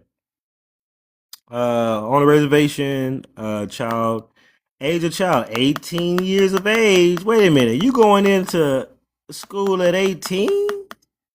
Or are you going into military training at 18? I'm just wondering that that's a pretty military training age right there. Okay. What reservation school attended? I wish I could find more of these to see what all ages they show. How long? If you've ever enrolled in non-military reservation school, name of the school, when, how long, 9 years. Look, the earliest they've been to a school, 1896. Their admission. Dismissed to the school, 1905. I am Anton Johnson, parent, legal guardian. Look, they had to fill out a consent motherfucking area. They took my kids. Parent, guardian, or next of kin of the above named child, Johnson, whatever, do hereby consent to his transfer or enrollment for a period of 5 years, not less than 3 years, in the Indian school at Carlisle, Pennsylvania. Dated, man, y'all gave these niggas permission, you lying motherfuckers. Lying. Just lying, dude. Got whole consent forms for these niggas. Good God. Let's see what else we find in here. The rest of this one, I mean, let's see. Date, that's just days and times. I hereby certified by examiner above name. Sound, they was in sound mind, whatever, whatever, whatever. All right. Crazy work, dude. Crazy work. They done fucked up and let a nigga in the archives. Let's see what else I can find. Something like that. Registration, school, Blackfeet Agency, Institute, okay, application for enrollment in the Phoenix Indian School. Let's look at theirs. Revolutionary War pension. Why would the Revolutionary War pension be coming up under this search, huh? Well, yeah, that shouldn't be, and that probably ain't got nothing to do with it because Revolutionary War is 1776. They wasn't here around that time. New Mexico, something, something. Registration, school. Let's see what's on this form. Just to see volume, and that's 2,393. And then there's these microfilms I'm not clicking on. I'm just finna look at a couple of these. I'm kind of curious on ages. Cheyenne, Arapaho, census rolls. I think we looked at that. Microfilms, press copies, letters sent. So these are letters. That'd be interesting. Letters received. Student report. Student record cards. What's on a student record card? What's on a student record card? Age 10 at this school, Carlisle Indian School. So I can't say that they're all of that fighting age. Wichita Nation, cause of discharge, he was sick. The high, whatever. Nothing much here. What else is down here? Munson School. There's a few different little records. There's quite a bit of records in here. Patron's name and address to country, from country. 1888. I mean, it shouldn't go farther back than that since this is Carlisle. We know Carlisle didn't even start to damn near 1880. There's a bunch of these in here. And these could be just, it may not be nothing important on these. Age 16, age 11. So it could be either or. Period of 5 years. Arrived to school for a period of 5 years. Got discharged 5 years in 1990. Okay. Graduated in 03, 1903. Okay, I see what it's talking about. I see what it's talking about. And it's full of these. Yeah, it's just full of shit like that. Okay, that ain't too interesting. What's on this? Registration card of minors. Name given. Race. Indian. Okay. All right. Don't go too crazy now. But the fact that registration of minors in the state of California. Okay, this ain't an Indian thing. This is just a registration of minors. Um, I was about to say the fact they would have these things, there's race thing on this motherfucking Indian form, but it's not technically an Indian form. So okay, not too much there. God damn it, lost my spot.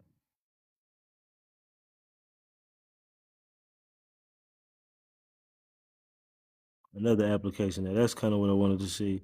Age 9, but same. So we can't say that for all ages. But they did send their kids off. They got consent forms. Everybody sending their kids off for years.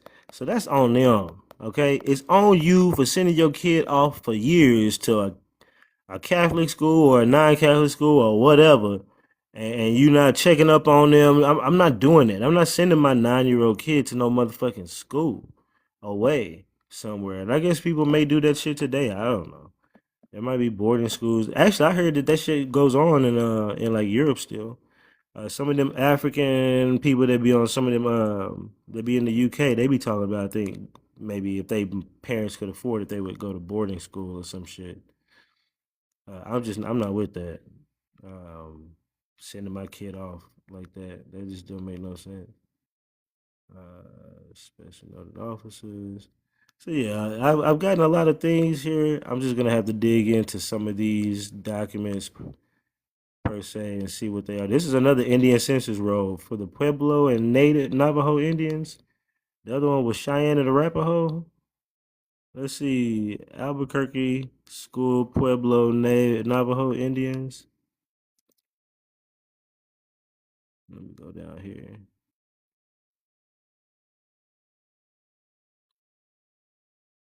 Okay, let me see where it starts.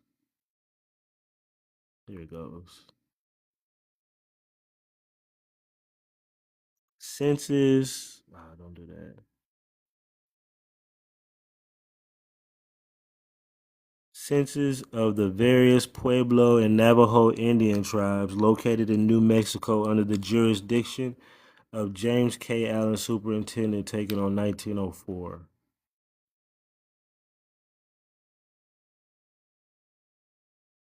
This could be after they done already gave them real English names. Pratt, Gunn, but it'd be good to see what kind of surnames they got. Maroon, Marmon, Riley, Marmon, Key, Pino, Yashtu. Hmm. Some look like they got some other kind of names. Are those Indian names or are those some kind of Siberian ass names? I don't know. Ernest Siastia Lottie. I eight said Pueblo and the Navajos. Okay, I have to see what else. Horace Darn. This one ain't as crazy as the other one. This one looks like it at least has some rhyme or reason. And it's the Albuquerque, New Mexico school. Kiowita Gosera. But I'm wondering what you know what? In order to know what these surnames are, I would have to put them into. Let's do this. HYUWA forebears. I never thought about that for this. I do it for when I was doing genealogy. Damn, what was it? What was it?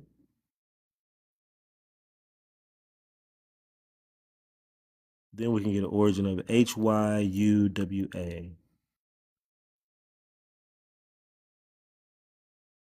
Hyuwa. It's got it listed. It says it's not listed, but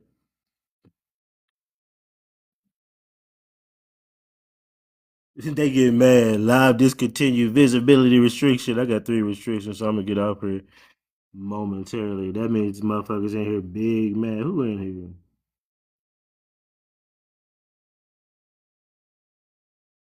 I don't see too many people up in here. That one lady gone. Yeah, I don't know, man. Whatever. They don't like it. But notice where that surname says it comes from, y'all. Hmm. That's the only records they got of it. Hmm. Yeah, I'm about to do some surname diving on some of these mofos. Here's some Pino. I believe Pino is gonna be like a Hispanic name. Watch. You know what? I can do this, so I'm not doing that. I don't want to lose that. I don't want to lose that. Damn, I got so much shit up I don't want to lose. Fuck it, I don't need that. Pino.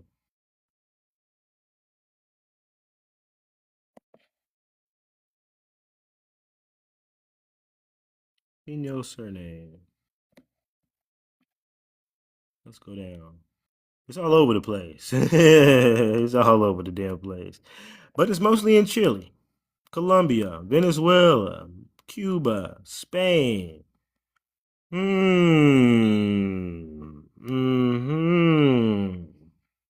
of their Russian name in Turkish. Variant of their name Russian and Turkish. Talking about this name, this Hawaii or whatever. Man, that's crazy. Because it makes sense because it's all over the place. It's all over there too. She said, yeah, I'm here. Potential East Asian. Yeah, Yakutsi was origin was Russian. Ah, I didn't see that. I didn't see that earlier. I mean, I see the name, but I didn't see you type that earlier. Yeah, I couldn't send my son off to that young. He just started college. I cried at him leaving the door. See, you know what I'm saying? And they over here acting like they, you know what I'm saying? They was sending their kids off. They knew what they was doing, man. And what was they doing the whole time their kid was sent off? They wasn't doing anything productive. Boarding schools are still big here in the U.S. I worked at one for 7 years. That's crazy. That's crazy. I mean, I guess it's. I don't want to say it's crazy. Maybe there's a method to it, a reason for it.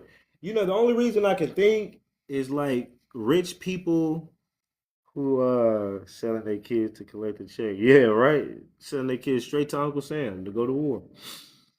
Rich people who both the parents have so much going on that they got to send their kids to boarding school because they're not going to be at home every day, or they don't want to do the nanny thing, or and maybe it's some prestigious thing too. So I don't know. Yeah, I can see some reasons for some boarding schools for sure being around, and really. And you know what? There's a thing that I didn't show, and now I'm gonna show that real quick before I forget. So we talked about how they talked about how bad all these boarding schools and stuff were, right? Um, I was doing some research on this fella right here. Now, this fella right here went to this school right here. Now, notice this is 1891, right? Tallahassee Manual Labor College. I mean, Manual Labor School, full of nothing but us. They said it was Creeks and Seminoles there. Okay. Now, this guy is the eventual chief of the tribe. Although he was known to be, from what I first found, it showed this is how I first came across him. Look what's Perriman. He said principal chief. It said the need. Hold on, my bad. This is a document from this is the Indian Census document from the census.gov website. So it's not just no random thing. This is literally the Indian Census of like 1904, 19 something. on the census.gov site. And it says the Negroes are amongst the earnest workers in the 5 tribes. The Creek Nation affords the best example of the Negro progress. The principal chief, virtually a Negro, comes of a famous family in Creek annals. His name is Lewis Chateau Perryman. Okay, so that's this guy. That's this guy. Now his grandfather, this is a fake ass drawing of him. His grandfather is Benjamin Perryman, who was also a famous chief, one of the first chiefs of the Creeks, one of them. So it's no wonder why he can become chief. His parents were. His chief is in his line, right? Now, I found his biography here, a little excerpt, and we're gonna read. Let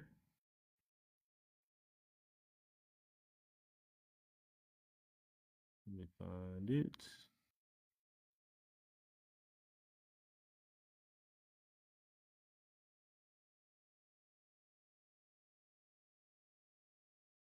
It must be in this first paragraph, and I'm just missing it. So let me just read the first paragraph. Can't get it all in there, so damn wide. I can do this. Oh, there you go. There we go. I can do it kind of like that.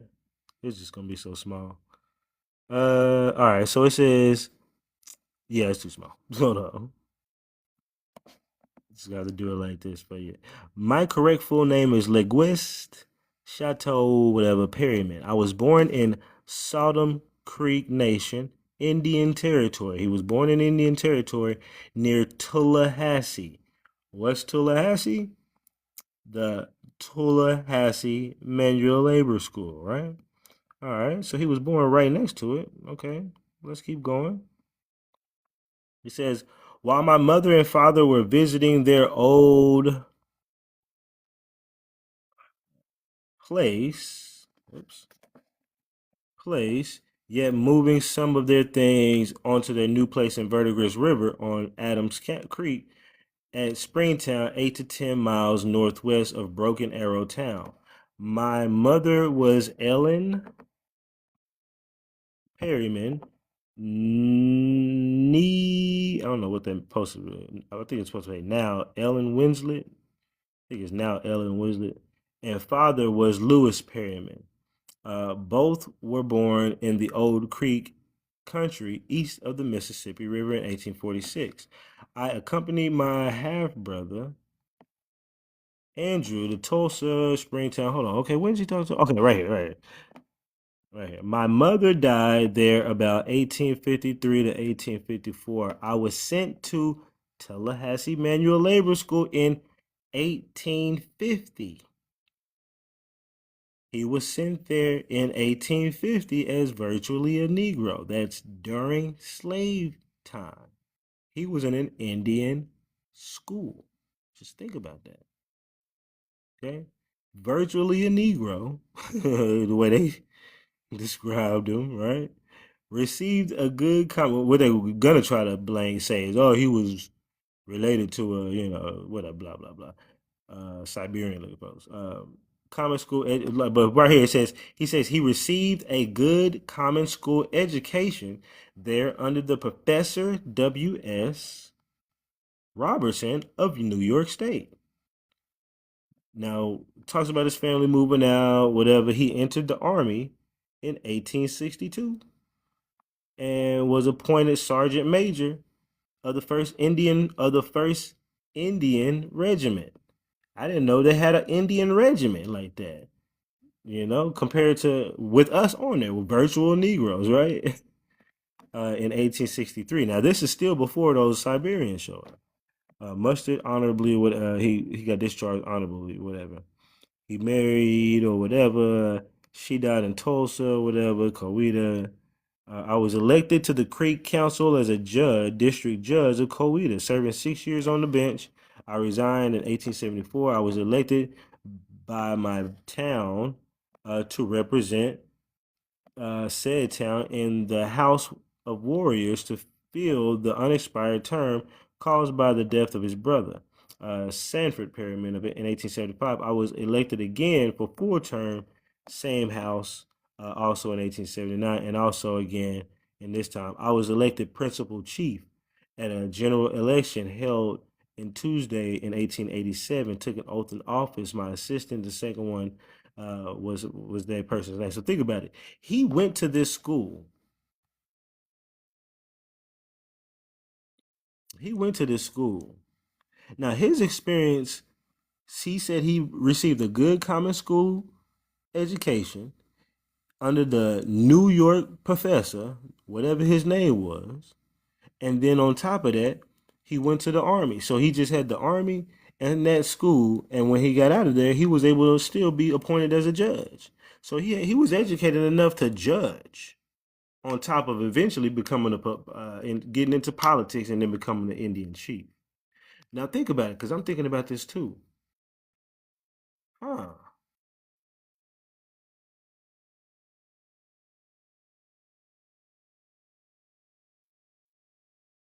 In 1868, I was elected Creek Council District Judge. Okay, that was after 1865. Okay, it was after. Okay, okay. I was gonna make a particular statement, but it was after 1865. All right, but he said it was after his. But that's okay. Okay, never mind. His brother. Okay, all right. So okay, but either way, the thing I wanted to contrast with that before I got off of here was the fact that how do you have us going to Indian schools and we don't have these stories that they got? These lying ass stories of they might have been poked on, but also these stories of being forcibly taken out and all this other stuff, all these lies and stuff they've been saying. We ain't got none of that. And in fact, it looked like we was doing so good in our schools that just like any other black person, we do hella good. We beat everybody else. We done stuff and running the town and principal chief of tribes and everything else from some of these Indian schools. So I don't know what was wrong with y'all Indian schools, except for the fact it was ran by Catholics and some of them. Not all of them were ran by Catholics, so they all can't use that story. All of them can't use that story also. Yeah, no, the Catholic ran ones, yeah, I'll easily say yeah on that one every time. And I do think it's sad what happened because fuck the Catholics. I think that's fucked up what they do to children. But again, it's fucked up what y'all doing to our ancestors as being this buffer group, pretending to be us and erasing our history, taking our inheritance, and all this other shit that it's doing. So, man, this was an explosive, mind-opening live stream. I appreciate everybody being up in here. TB came up in here in the beginning and slapped down a ton of amazing game.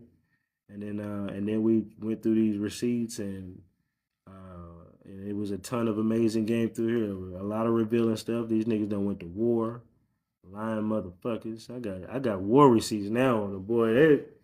It's over for them, man. It's gonna be over for them one of these days, man. They done fucked up. You welcome. Appreciate y'all. Appreciate y'all. Yeah, it's gonna be over for these niggas these one of these days. Yeah, burn that gas. I'm about to burn another one, even though I just smoked. I be chain smoking when I sit at home. I ain't even gonna lie, because I'm used to being out putting in work somewhere. They can't handle the truth. They damn sure can. They damn sure can, man. It makes me wonder how much they even know. I think a lot of them may not even know some of this happened. I think their elders do because they the ones that lied to their kids. I really think they've been lying to their kids and their grandkids because they just be telling stories. The most storytelling is motherfuckers, them and others. But so yeah, man. I appreciate y'all. Y'all enjoy the rest of y'all day. If I find some shit like crazy, I might jump back on here today.